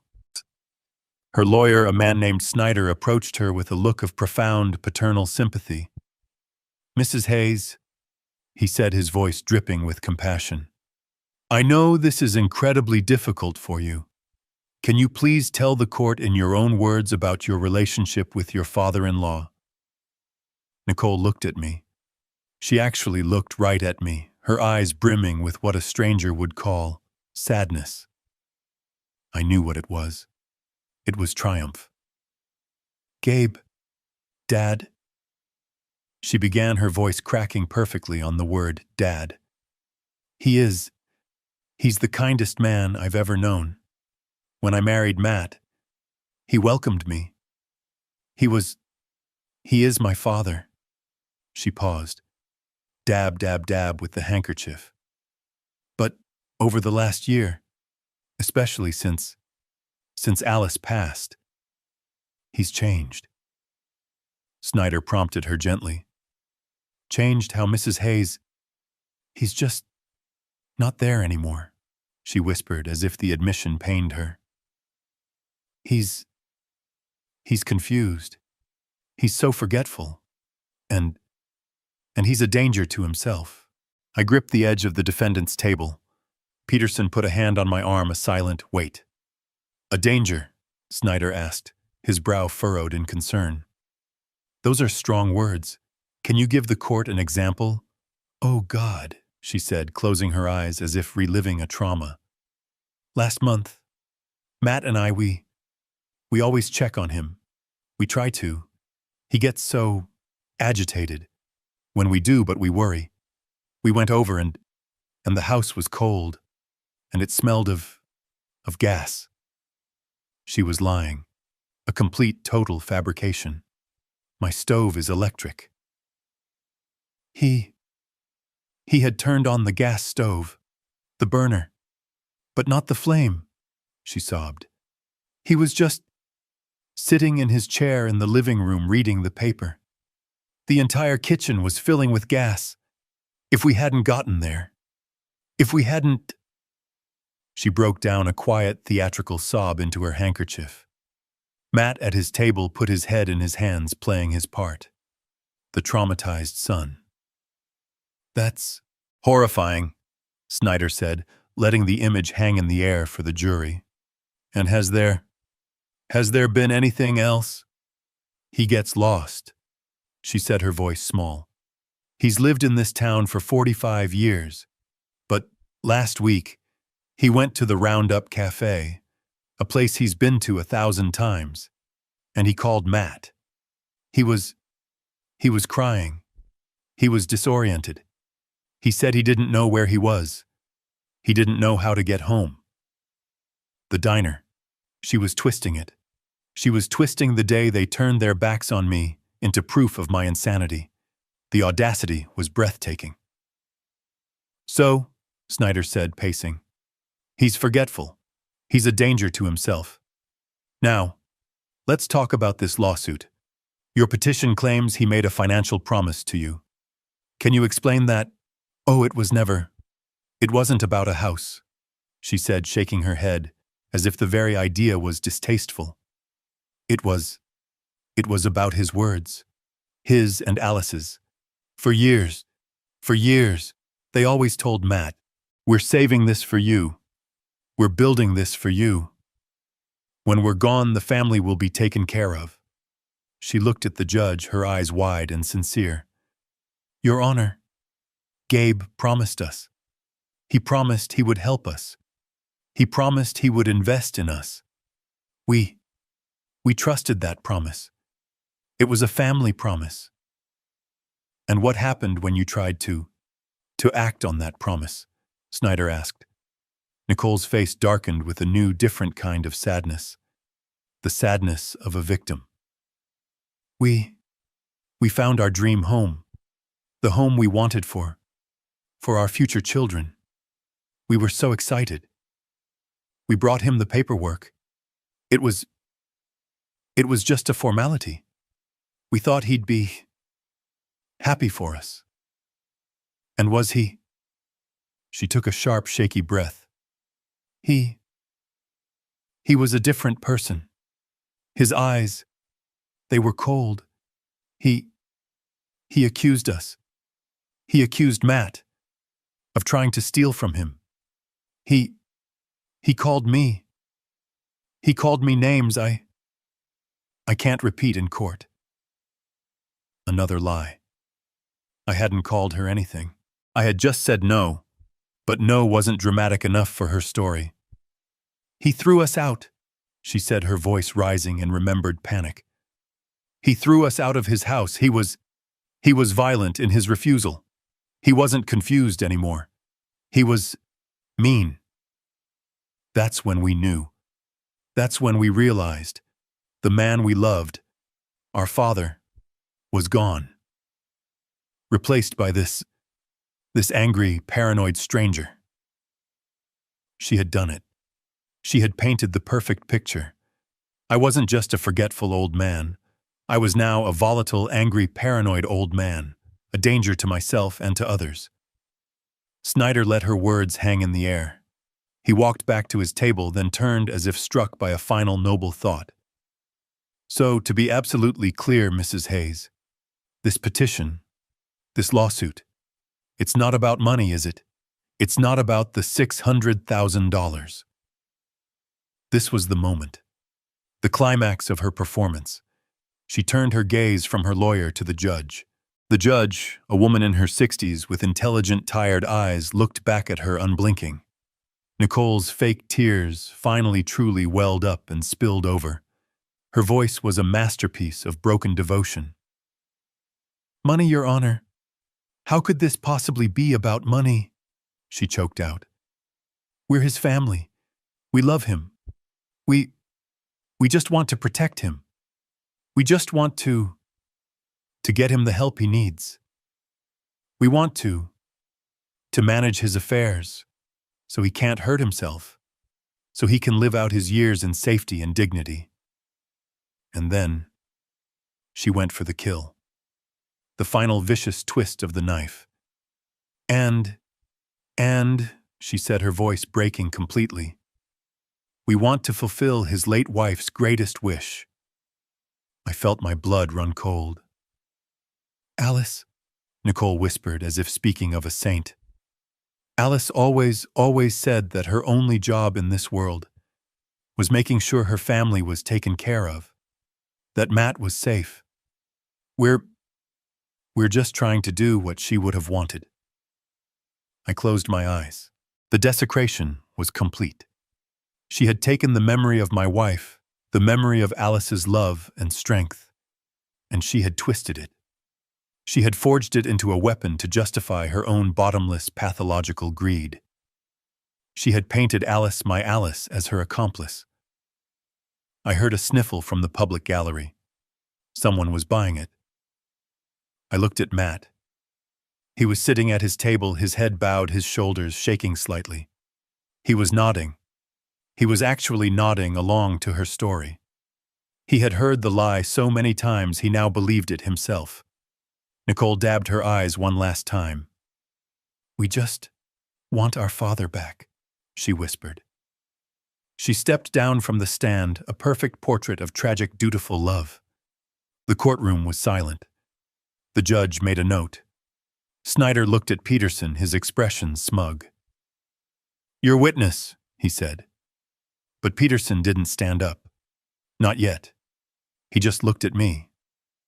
I nodded. It was my turn. Snyder sat down looking like a cat that had just swallowed a canary. He was smug. He looked at Peterson. Your witness. I felt my hands grip the wood of the defendant's table. I expected Peterson to call me. I expected him to put me on the stand, to deny the lies, to deny the gas stove, to deny the violent outburst.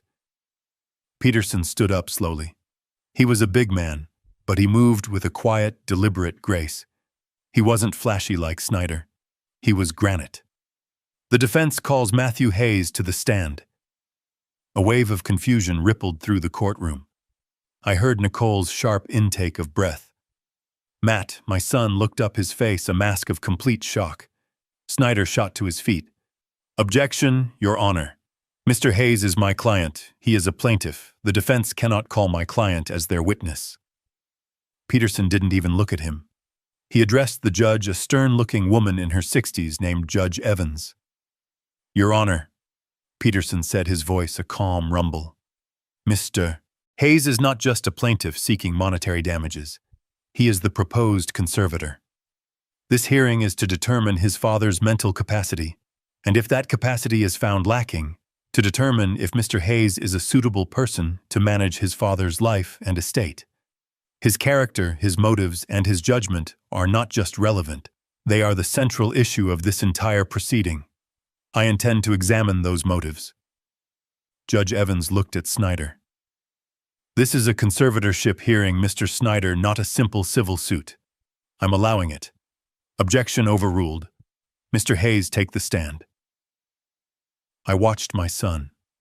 I watched him walk that long, lonely path from the plaintiff's table to the witness box. He looked small in his dark, somber suit.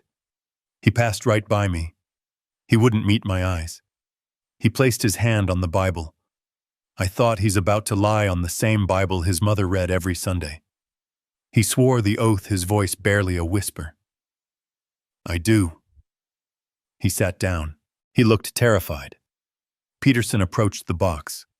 He didn't attack. His voice was soft, almost kind.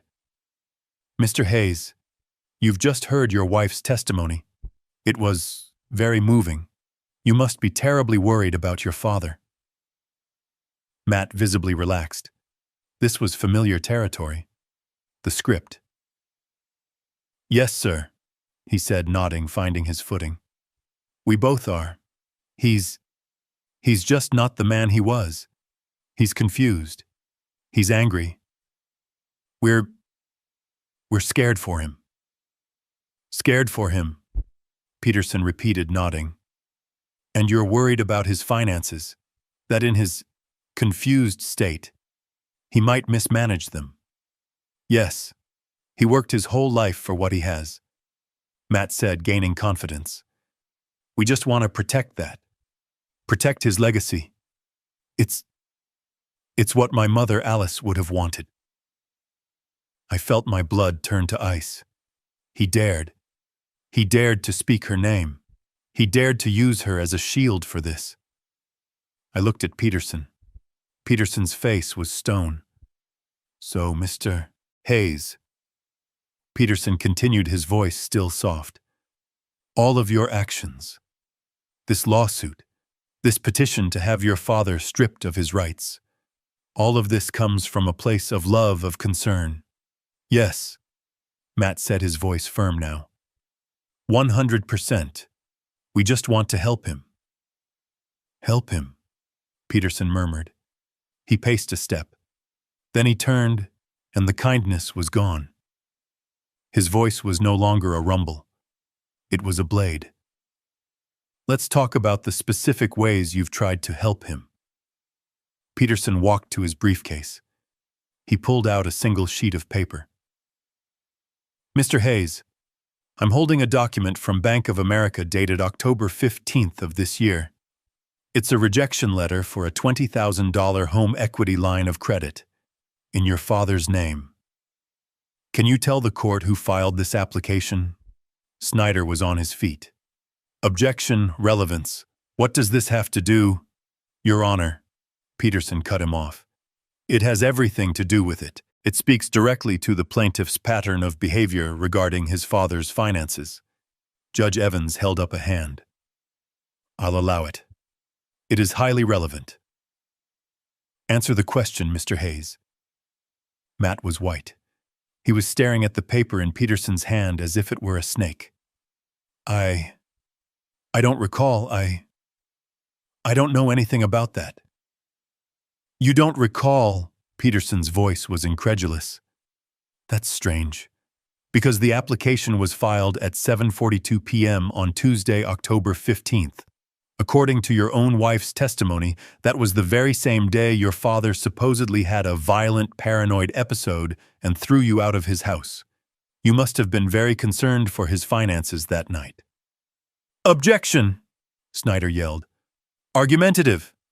Sustained, the judge said, but she was leaning forward now, her eyes fixed on Matt. Just ask the questions, Mr. Peterson. Let me refresh your memory, Mr. Hayes. Peterson continued, his voice like ice. This application was filed online. It used your father's correct social security number, his correct date of birth, and for the security question, his mother's maiden name, Kovacs. Is that a name you are familiar with, Mr. Hayes? I watched my son's face. I watched it crumble. He knew. He was caught. He looked at Nicole, a desperate, silent plea. Her face was frozen, her mask of grief replaced by one of pure panic. I might have, Matt stammered, his voice cracking. I was trying to check on his accounts, to see if he was okay. I was worried someone else might be stealing from him. You were checking on his accounts by applying for a $20,000 loan in his name without his permission? Peterson asked, his voice booming in the small courtroom. Is that what helping looks like, Mr. Hayes? Or is that what the Oregon State Penal Code calls identity theft? Objection! Snyder screamed, his face purple. My client is not on trial for... Sustained, the judge snapped. The jury will disregard that last comment. Mr. Peterson, you are on a very thin wire. My apologies, Your Honor, Peterson said, not looking sorry at all. He put the bank letter down. Let's move on. Let's talk about other ways you've helped your father. Matt was breathing hard now, his knuckles white on the railing of the witness box. Mr. Hayes, Peterson said, let's go back 1 week further, to October 10th.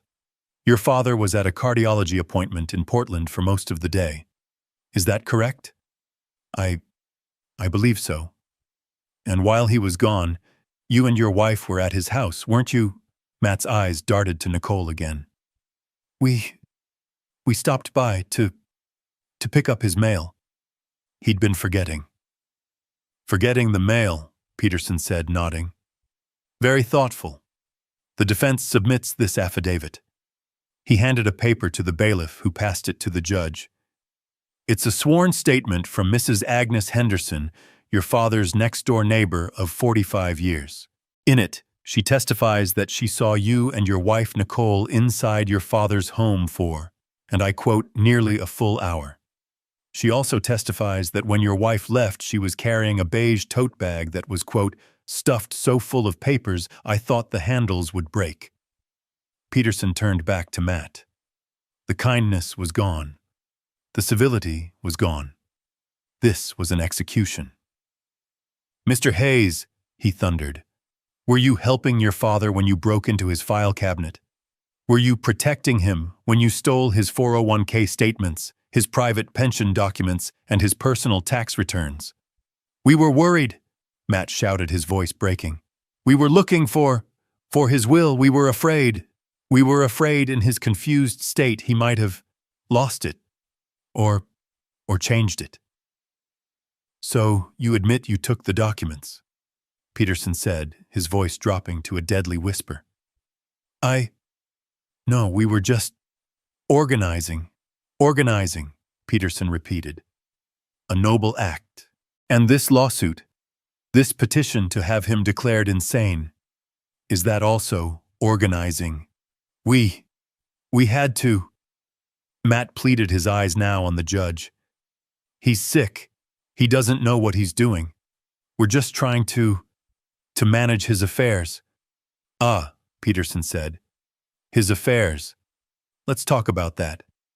Mr. Hayes, you have a good job, don't you? Regional sales manager at John Deere. Matt seemed to grab onto this like a lifeline, a topic he understood. Yes, he said, straightening up slightly. Yes, I do. You sell tractors, farm equipment, a solid, respectable job. an honest living. Yes, Matt said. Is it still correct, Mr. Hayes? Matt just stared at him. Oh. What? Peterson walked back to his briefcase. He pulled out another document. Mr. Hayes, were you not terminated, fired, from your position at John Deere 6 months ago, on May 1st, for embezzlement? The courtroom exploded. Snyder was on his feet screaming, "Objection! Objection! Relevance! Character assassination!" Objection. But it was too late. The bomb had gone off. The words were hanging in the air. Embezzlement. Peterson ignored the lawyer and threw the documents onto the clerk's desk. Your Honor, the defense submits Mr. Hayes' termination letter from John Deere and the signed restitution agreement, where he admits to falsifying expense reports and stealing $5,000 from his employer. Order! The judge yelled, banging her gavel. Order in my court! Peterson waited until the noise died down his face, a mask of cold fury. He turned to the judge. Your Honor, it is entirely relevant. The plaintiffs have built their entire case on the foundation that they are concerned for Mr. Hayes' welfare. We are here to prove with this evidence that this case has nothing to do with concern. It has nothing to do with love. It is about desperation. It is about bankruptcy. It is about debt. I looked at Matt. My son. He wasn't the dutiful son anymore. He wasn't the loving protector. He was just a thief, a common, pathetic thief. He had his head in his hands, his shoulders shaking. I looked at Nicole. Her mask was gone. She was not looking at her husband with love or sympathy. She was staring at him with a look of such pure, unadulterated hatred, a look that said, "You didn't just fail. You got caught." The judge slammed her gavel again. Order, Mr. Snyder. I am overruling your objection. This evidence speaks directly to the plaintiff's motive, and I suggest you take a long recess. She looked at Matt, then at Nicole, her eyes filled with disgust. Because right now, your case has a catastrophic credibility problem. The courtroom was chaos. Snyder was on his feet, his face a blotchy, furious red, screaming, "Objection!" Judge Evans was banging her gavel, her voice cracking as she yelled, "Order, order in my court! I will clear this room!" I looked at my son. Matt was still in the witness box, but he wasn't a witness anymore. He was just wreckage. He was staring at his hands, his face pale and slick with sweat. He looked like a man who had just been in a car crash he didn't see coming. I looked at Nicole. Her mask of the tragic grieving daughter was gone. It had shattered, and what was left underneath was ugly. She was staring at Matt, not with sympathy, not with love. She was staring at him with a look of such pure, undiluted, venomous contempt. It was the look of a predator who had just watched her partner step in a trap, ruining the hunt for both of them. She was furious, trapped in a room with a failure, and she knew it. Judge Evans finally slammed her gavel one last time, a sharp crack that silenced the room. "Sit down, counsel," she barked at Snyder. He sank into his chair, humiliated. The judge looked at Peterson, then at the documents he had submitted. The termination letter, the restitution agreement, embezzlement. Her eyes, when they finally lifted, were cold as steel. She looked at Snyder. "Counselor," she said, her voice dangerously quiet. "Given this revelation regarding your client's fundamental credibility, do you have anything else you'd like to offer this court? Or are we done here?" I could see the panic in Snyder's eyes. His entire case, the only case he had, was that I was a paranoid, incompetent old man who needed to be protected. And Peterson had just proven in less than 5 minutes that I wasn't paranoid at all. I was being hunted. Snyder stood up. He was sweating. I could see the dark patch on the back of his shiny suit jacket. He fumbled with his papers, his hands shaking. He had one move left. It wasn't a legal move. It was a tantrum. It was a desperation play. He abandoned the incompetence argument completely. He abandoned the conservatorship. He knew that was dead. He pivoted. He turned his back on Matt, discarding his own client, and faced the judge. He tried to reclaim that compassionate fatherly tone he had used with Nicole, but his voice was trembling with rage. "Your Honor," he said, trying to sound reasonable, "what Mr. Peterson has just revealed about my client, Mr. Hayes, while unfortunate, and perhaps a sign of deep financial and emotional stress, it does not change the central moral fact of this case." I looked at Peterson. Peterson just leaned back, clasping his hands. A small, almost invisible smile touched his lips. He was letting him do it. He was handing him the rope. "And what moral fact is that, Counselor?" Judge Evans asked, her voice dripping with impatience. "The fact, Your Honor," Snyder said, and he turned his arm outstretched, pointing a finger directly at me. "The fact that Mr. Gabriel Hayes, my client's father, is a wealthy man." I stiffened. Here it was. He is sitting on a paid-off house that we have established is worth at least $600,000. He is sitting on a massive 401k. He is sitting on a pension. He has, by his own admission, no debts, and he has refused, cruelly, to help his only child. Snyder was pacing now, finding his rhythm. He was no longer a lawyer. He was a preacher full of fire and false righteousness. "Yes, my client made a mistake," he yelled.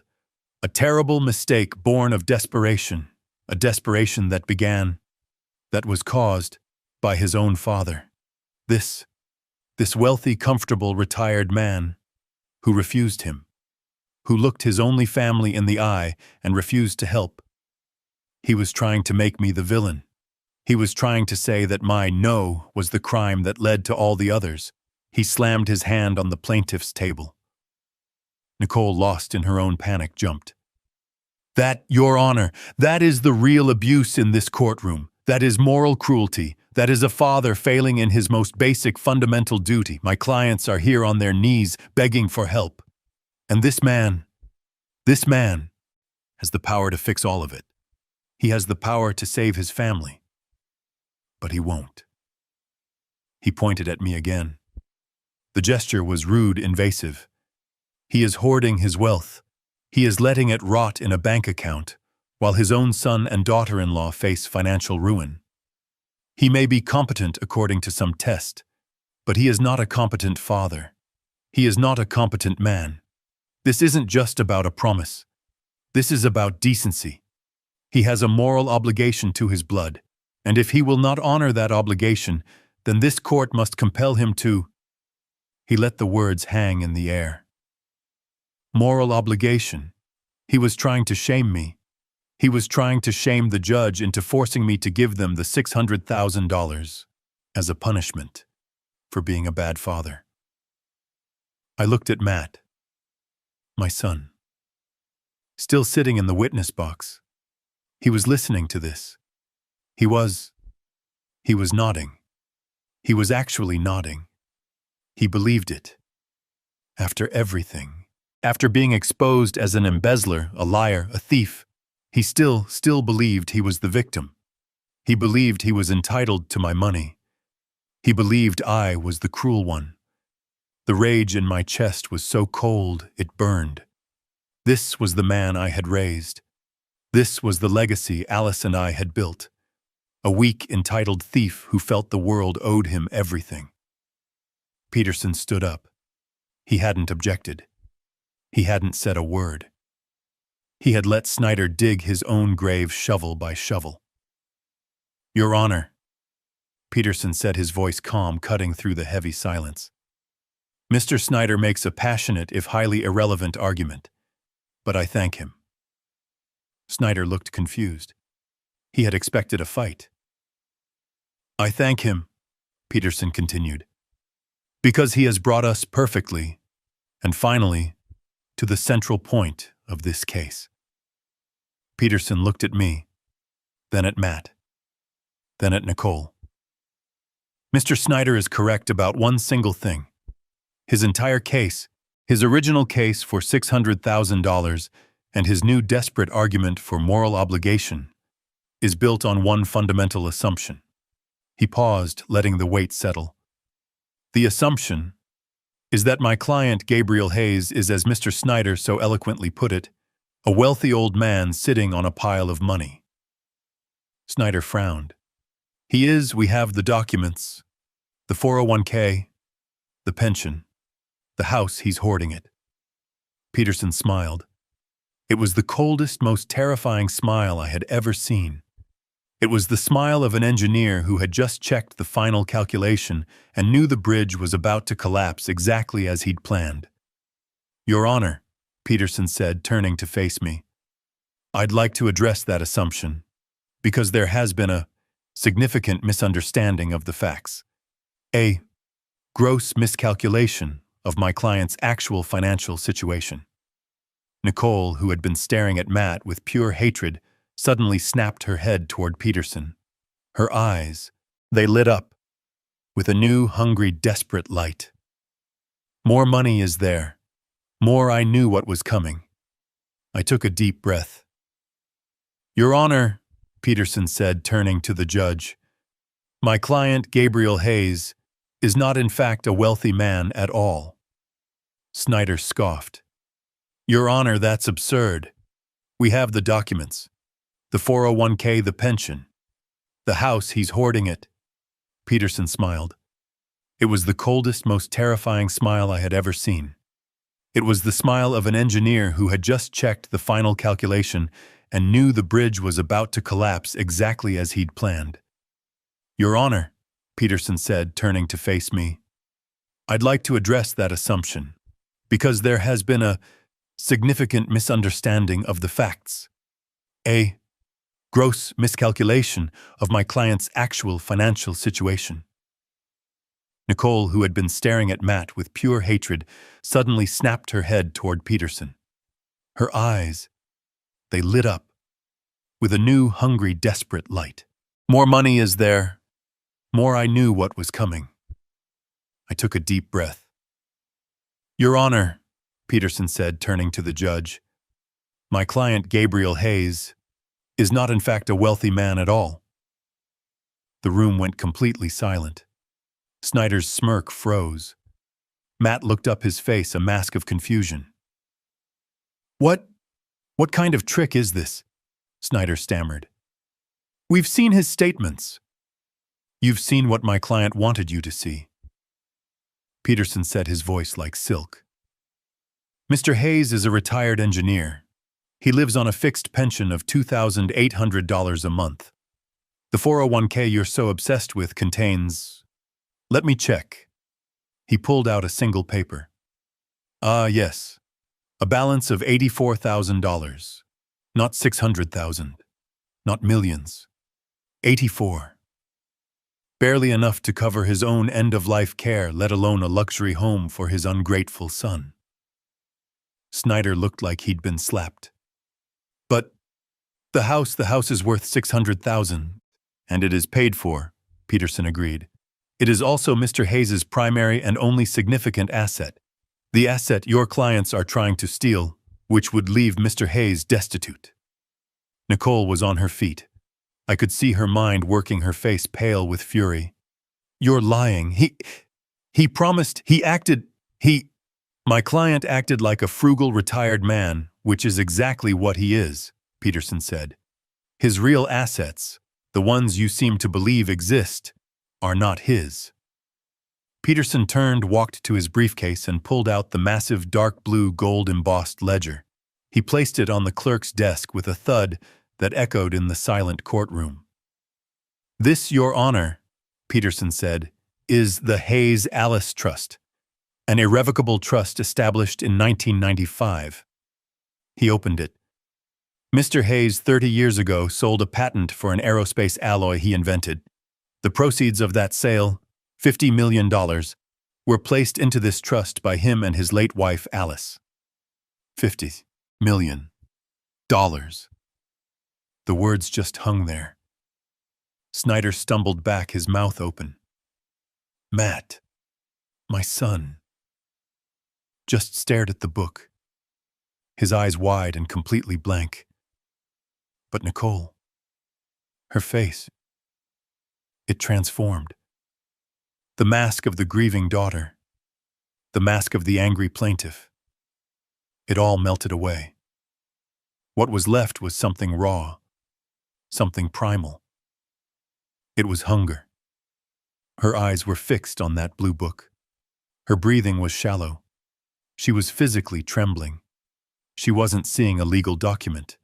She was seeing a vault. A vault she had just been told she couldn't open. 50 million, she whispered.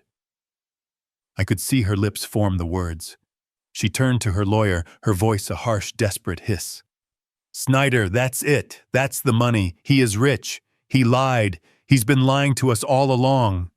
She stood up, pointing a shaking finger at me. Your Honor, this proves it. This proves everything. He has the money. He can pay. We're amending our lawsuit. And she was frantic, a shark that had just tasted blood in the water. We're not just suing for the $600,000. We. She looked at Matt, grabbing his arm. Matt, tell them we're his family. That money, that trust, it's ours. It's his. He has to give it to us. She turned back to the judge, her eyes wild. We demand the $600,000 from the trust. She had done it. She had said the magic words. Peterson just stood there. He watched her. He let her scream. He let her expose the bottomless, ugly pit of her greed to the entire courtroom. He waited until she was breathing hard, her chest heaving, her eyes dark. This is a trap. Then he turned to the judge. Peterson just stood there. He let her scream. He let her demand the $50 million. He let her, in front of a judge and a full courtroom, complete her transformation from a grieving daughter-in-law into a ravenous wolf. Only when Nicole was finished breathing hard, her eyes fixed on the blue ledger like it was a piece of meat, did Peterson turn. He didn't speak to Nicole. He didn't speak to Snyder. He spoke only to the judge. Your Honor, Peterson said, his voice calm.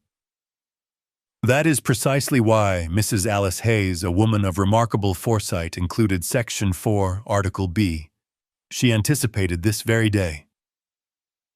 Judge Evans looked down at the massive trust document Peterson had submitted.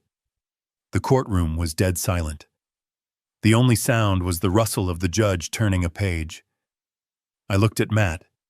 He was still in the witness box, a forgotten player in his own drama. He was watching the judge, his face blank. I looked at Nicole. She was vibrating with a terrible, greedy energy.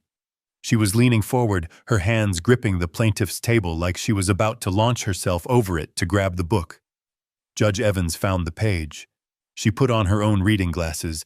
Mr. Peterson, the judge said, her voice dry as dust. You are referring to the moral character clause. I am, Your Honor, Peterson said. The judge looked up over her glasses, first at Nicole, then at Matt, who was still trapped in the witness box.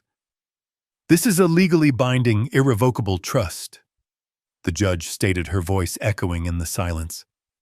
The terms are unbreakable. She looked back down at the page. She read the words aloud, her voice clear and cutting. The assets of this trust, she read, are designated primarily for the benefit of any and all grandchildren of the creators. The primary beneficiary, Matthew Hayes. She paused, letting the names settle. May only assume a managerial role as executor or receive any discretionary funds upon demonstrating. The judge paused again, took off her glasses, and looked directly at my son. Demonstrating the highest standard of financial responsibility and moral character. The silence in the room was absolute. It was the silence of a vacuum. Nicole's face froze. Her eyes darted from the judge to Matt. She didn't understand. What does that mean? She hissed at Snyder. Tell them he has character." Snyder was pale. He was a property lawyer. He looked like he had just been pushed into a shark tank. He knew exactly what that meant. Judge Evans ignored them. Her gaze was locked on my son. He was a fly trapped in amber. "Mr. Hayes," the judge said. Her voice was not unkind. It was something far worse. It was disappointed. "You are still under oath. You have been sitting in that chair for the last 20 minutes. You have listened to the evidence presented by the defense." She began to list the items not like a lawyer, but like a mother disappointed in a child. Evidence that you were terminated from your job for embezzlement. Evidence that you are facing bankruptcy due to profound financial irresponsibility. Evidence, and that you and your wife knowingly lied to this court in a sworn affidavit. Evidence that you attempted to defraud a bank by stealing your father's identity. Evidence that you filed a false malicious report with Adult Protective Services against the very man you are petitioning to protect. With every item, Matt seemed to shrink, sinking lower and lower into the witness chair. The judge leaned forward. The entire courtroom leaned forward with her. She looked at this broken, trembling 42-year-old man. "Mr. Hayes," she said, her voice dropping to a quiet, devastating finality. "My question for you is this." She held his gaze. "Do you believe, honestly, that the man I have just described, the man who has sat in my courtroom this morning and lied under oath, the man who attempted to steal from his own 70-year-old father, first by theft and then by trying to have him declared legally insane?" She paused. "Do you really believe that this man, that you, meet the highest standard of moral character?" The question landed. It was not a question. It was a verdict. Matt's face crumpled. It was the same look I saw when he was 10 and had to give me that $20 bill. The look of being caught, of being known, of having nowhere left to hide. He opened his mouth. A small, dry croak came out. He looked at Nicole. Her face was a mask of pure, white-hot rage. He looked at me. I just looked back. I felt nothing. Just empty. He looked at the judge. And the man I had raised, the son of Alice Hayes, broke. He put his face in his hands. And in a courtroom full of strangers, he began to sob. Ugly, heaving, pathetic sobs. The sobs of a man who had just lost everything. Not just the $600,000. He had just lost $50 million. Matt just stared.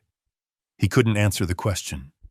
He sat there in the witness box, a 42-year-old man in a suit reduced to a hollow shell. The judge's words hung in the silence.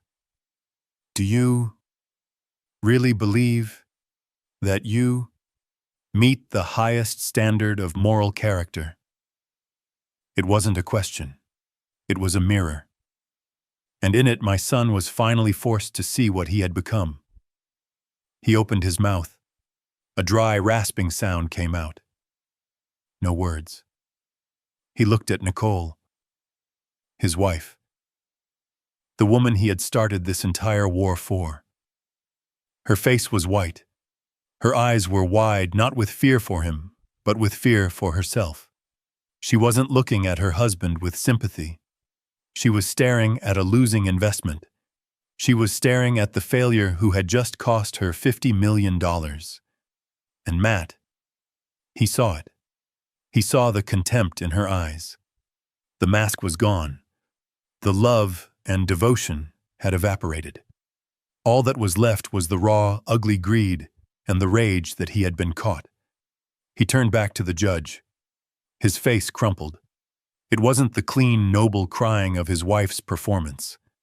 It was ugly. He collapsed in on himself, his shoulders heaving. He put his face in his hands, and the sound that tore out of him was the sound of a man who had just lost everything. A pathetic, gasping, choking sob that echoed in the dead-silent courtroom. He wasn't crying for me. He wasn't crying because he was an embezzler. He wasn't crying because he had lied or stolen or tried to destroy his own father. He was crying because he had lost. He was crying because he had been caught. Snyder, the slick lawyer, just sat down. He dropped his pen. He didn't object. What was there to object to? The truth, Judge Evans watched the performance for a long, cold moment. She let him sob. She let the entire courtroom watch him disintegrate. Then she banged her gavel. The sound was like a gunshot. "Crack! Order!" she said, her voice cutting through his cries. "The witness will compose himself." Matt tried. He fumbled for a tissue. He couldn't stop shaking. The judge didn't wait. She looked down at the pile of documents. Peterson's evidence, the termination letter, the affidavit from Agnes Henderson, the fraudulent bank application, the official court-ordered cognitive evaluation that declared me perfectly sane, and the blue ledger, the Hayes Alice Trust. "This court has heard enough," she announced. Her voice left no room for argument.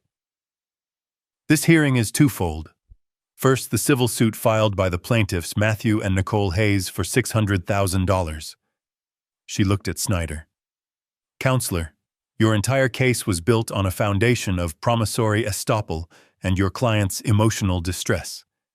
Given that your client's own actions, namely embezzlement and fraud, are the actual cause of his distress, and that your other client, Mrs. Hayes, was found to be lying on the stand about the gas leak, this court finds the claim to be not only baseless, but frivolous, malicious, and an act of profound bad faith." She took a breath.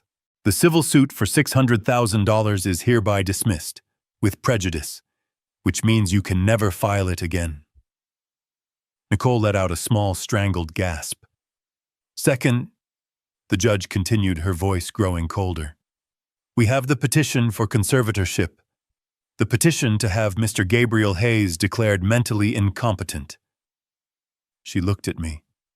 For the first time, her expression softened for just a fraction of a second. Then she looked back at Matt. "This court finds that the defendant, Mr. Gabriel Hayes, is not only perfectly competent, in fact, according to Dr. Miller's report, he is in the 99th percentile for cognitive function, but he has also demonstrated a level of restraint and dignity that this court finds admirable." She then turned her gaze on Matt and Nicole. "The plaintiffs, however, have demonstrated a profound, disturbing, and frankly predatory lack of moral character. The petition for conservatorship is denied effective immediately." Snyder was already stuffing papers into his briefcase. He was done. But the judge wasn't. "And finally," she said, "we have the matter of the Hayes Alice Trust." Nicole, who had been frozen, suddenly looked up. There was a flicker of insane, desperate hope in her eyes. Judge Evans looked down at the blue ledger. "Mr. Peterson," she said, "the moral character clause. It is ironclad. This court finds that Matthew Hayes has, by his own actions, admissions, and the overwhelming evidence presented here today, has irrevocably violated Section 4, Article B." She looked at Matt, who had stopped crying and was just staring, his face slick with tears. "Therefore," the judge declared, "Matthew Hayes is hereby permanently disqualified from ever serving as an executor, manager, or discretionary beneficiary of this trust. His interest, present and future, is terminated, effective immediately."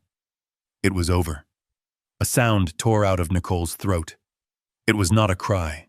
It was a shriek, a raw animal sound of pure, thwarted rage. "No, no, you can't. It's not fair. It's his. He's the son. You can't just take it from him. He's family." Peterson sat down. I stood up. I stood up slowly. My old knees cracked. I looked at Judge Evans. "Your Honor, may I address the plaintiffs?" The judge looked at me. She nodded. "Briefly, Mr. Hayes." I turned. I didn't look at Matt. I looked at her. You keep using that word, I said, my voice quiet, but it carried in the dead silence of the room. Family. You talk about what you're owed, what you deserve. I finally turned my eyes to the witness box, to my son. He never asked, I said, my voice rough. He never once came to me as a son. He didn't come to me and say, Dad, I'm in trouble. I failed. I lost my job. I'm drowning. Please help me. I took a step closer. He came to me as a thief. He came into my house, the house his mother loved, and he rifled through my life. He stole my papers. He tried to steal my identity. He stole what he thought was all I had. He chose fraud instead of family. He was willing to tell a court of law that his own father was insane. He was willing to have me locked away. He was willing to make me homeless, just to get his hands on a few $1,000s from my 401k. I looked back at Nicole. Her face was a mask of disbelief. You're wrong, Nicole, I said. My $50 million was never the secret. I was never hiding money from you. I was trying to protect my son from himself. I was trying to give him a chance to be the man his mother Alice raised him to be. A man of character. I pointed at Matt, still weeping in the witness box. My money wasn't the secret, I said, my voice breaking with a cold, terrible clarity. His character's the secret. And now we all see it. I sat down. The silence was absolute. Judge Evans put her glasses back on. She looked at the plaintiff's table. This hearing is concluded, she said. She stood up. And furthermore, based on the testimony and evidence of embezzlement, perjury under oath, conspiracy to commit fraud, identity theft, and the filing of a false malicious report to Adult Protective Services, this court is referring this entire matter to the District Attorney's Office for a full criminal investigation. Crack. The gavel fell. It was done. I watched a bailiff walk over to Matt. He was no longer a witness. He was a defendant. Nicole was frozen, her mouth open, the shriek stillborn on her lips. She had lost. She had lost the house. She had lost the $50 million. She had lost everything. Peterson put his hand on my back. It's over, Gabe. I nodded. I stood up. I didn't look at them again. I didn't look at my son. I didn't look at the ruin I had built and the ruin he had become. I just walked out of the courtroom. I pushed open the heavy wooden doors and walked out into the bright, cold, ordinary sunlight. I sold the house in Oregon. I sold the old truck. I let the lawyers and the trust handle the rest. I used my pension, the money I had earned, the decoy money, and I bought a small 2-bedroom condo in San Diego.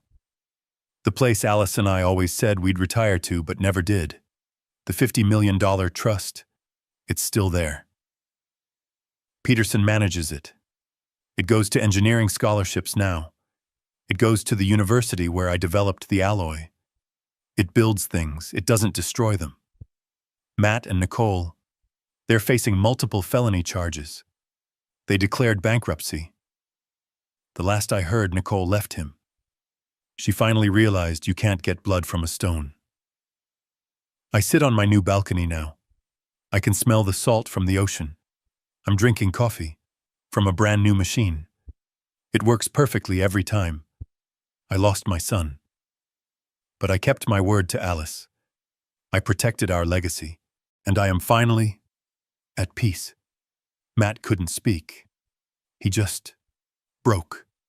The man I had raised, the son of Alice Hayes, just sat there in the witness box, his face a grotesque mask of tears and sweat. He was a hollowed-out building, the foundation rotted, finally collapsing in on itself. He opened his mouth, but only a dry, rasping sound came out. He couldn't answer the question. He couldn't defend the indefensible. He looked at Nicole. Her face was no longer angry. It was white. Sheet white. A mask of pure, unadulterated terror. She finally understood. She had overplayed her hand. She had flown too close to the sun, and the reality of her failure was melting her wings. He looked at me. I just looked back. I felt nothing. Just a vast, cold emptiness. He turned back to the judge, and he did the only thing he could. He put his face in his hands, and he sobbed. Not the performance sobs of his wife. These were the ugly, choking, gut-wrenching sobs of a man who had just lost everything. Not just the $600,000. He had just lost $50 million. Snyder, the slick lawyer, just sat down. He dropped his pen. He didn't object. What was there to object to? The truth, Judge Evans watched the performance for a long, cold moment. She let him sob. She let the entire courtroom watch him disintegrate.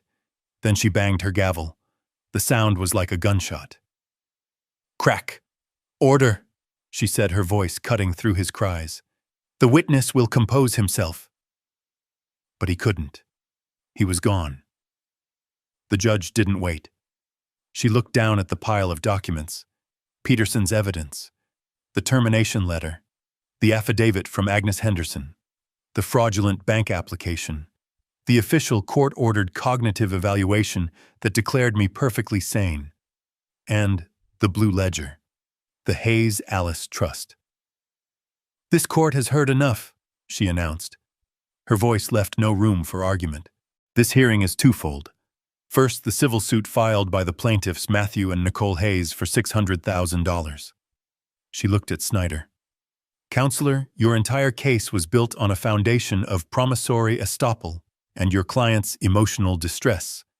Given that your client's own actions, namely embezzlement and fraud, are the actual cause of his distress, and that your other client, Mrs. Hayes, was found to be lying on the stand, this court finds the claim to be not only baseless, but frivolous, malicious, and an act of profound bad faith.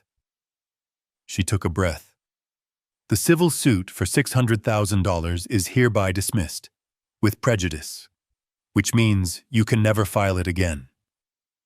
Nicole let out a small strangled gasp like she'd been punched.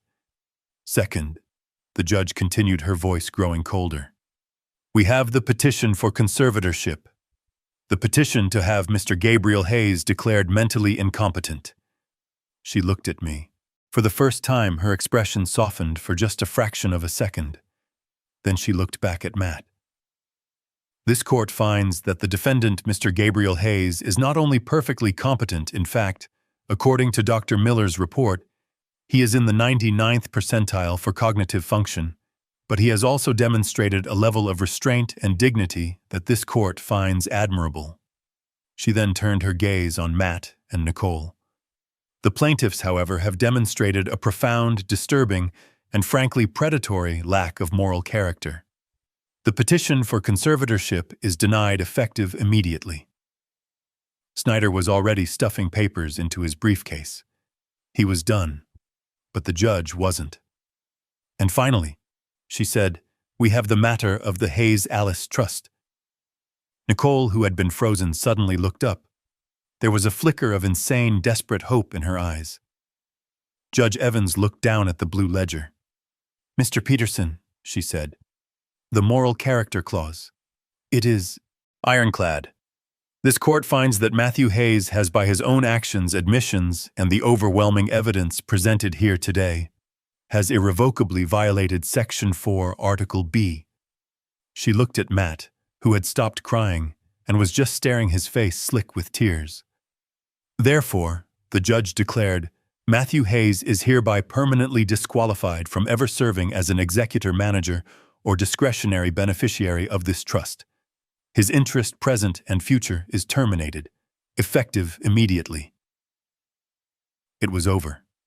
A sound tore out of Nicole's throat. It was not a cry. It was a shriek, a raw animal sound of pure, thwarted rage. No, you can't. It's not fair. It's his. He's the son. You can't just take it from him. He's family. But the judge wasn't finished. She raised her voice over Nicole's scream. And furthermore, based on the testimony and evidence of embezzlement, perjury under oath, conspiracy to commit fraud, identity theft, and the filing of a false malicious report to Adult Protective Services. This court is referring this entire matter to the District Attorney's Office for a full criminal investigation. Crack. The gavel fell. It was done.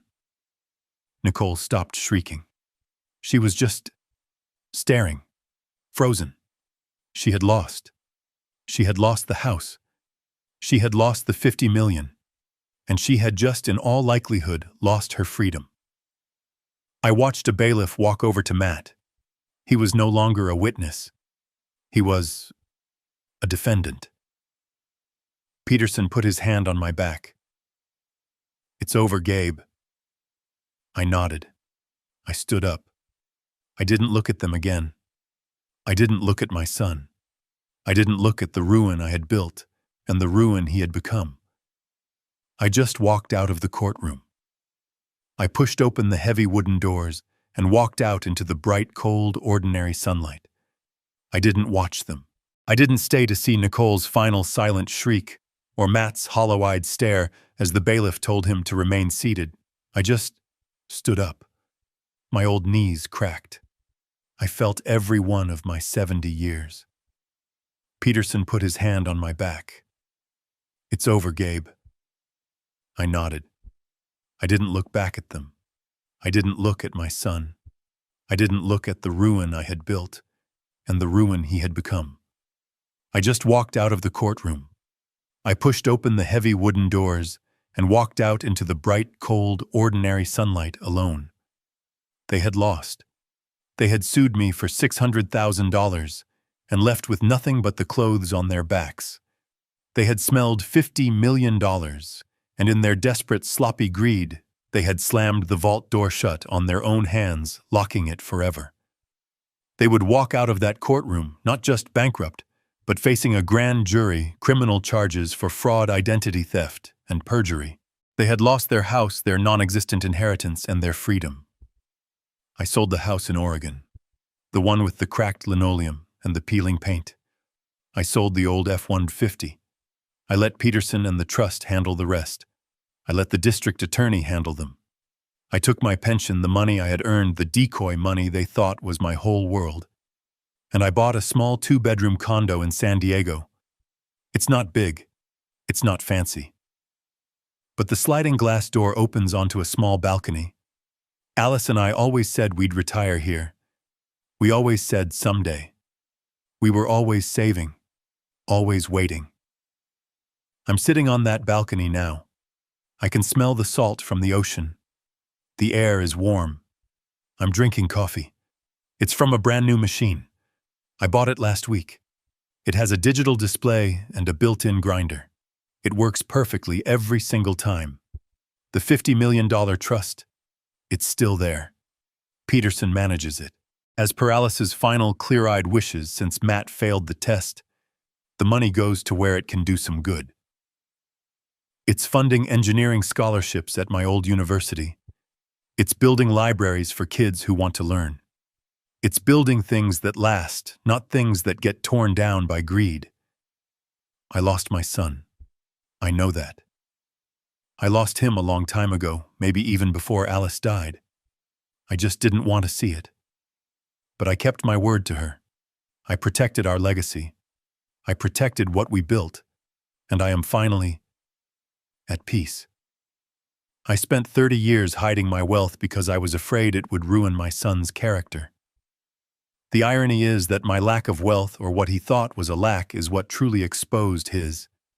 This nightmare taught me a hard lesson. You can't protect people from themselves. Money doesn't create character. It only reveals what was already there, or what was missing. I tried to protect my son from a curse, but I learned that the real curse wasn't the $50 million. It was his own greed. My wife and I tried to teach our son the value of hard work by hiding our wealth. Do you think we made a mistake? Tell me what you truly think in the comments below. 네. 확실해? 네. 친구처럼 재방송할 거면 거꾸로 내뱉지도 말고 네. 왼쪽에 카메라 우왕, 나 진짜 사랑.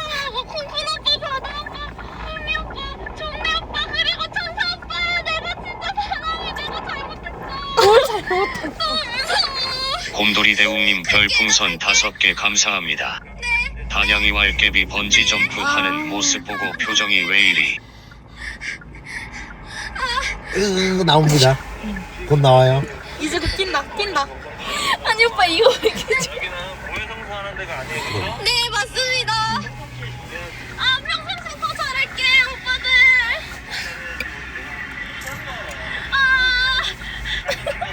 언제 나오냐?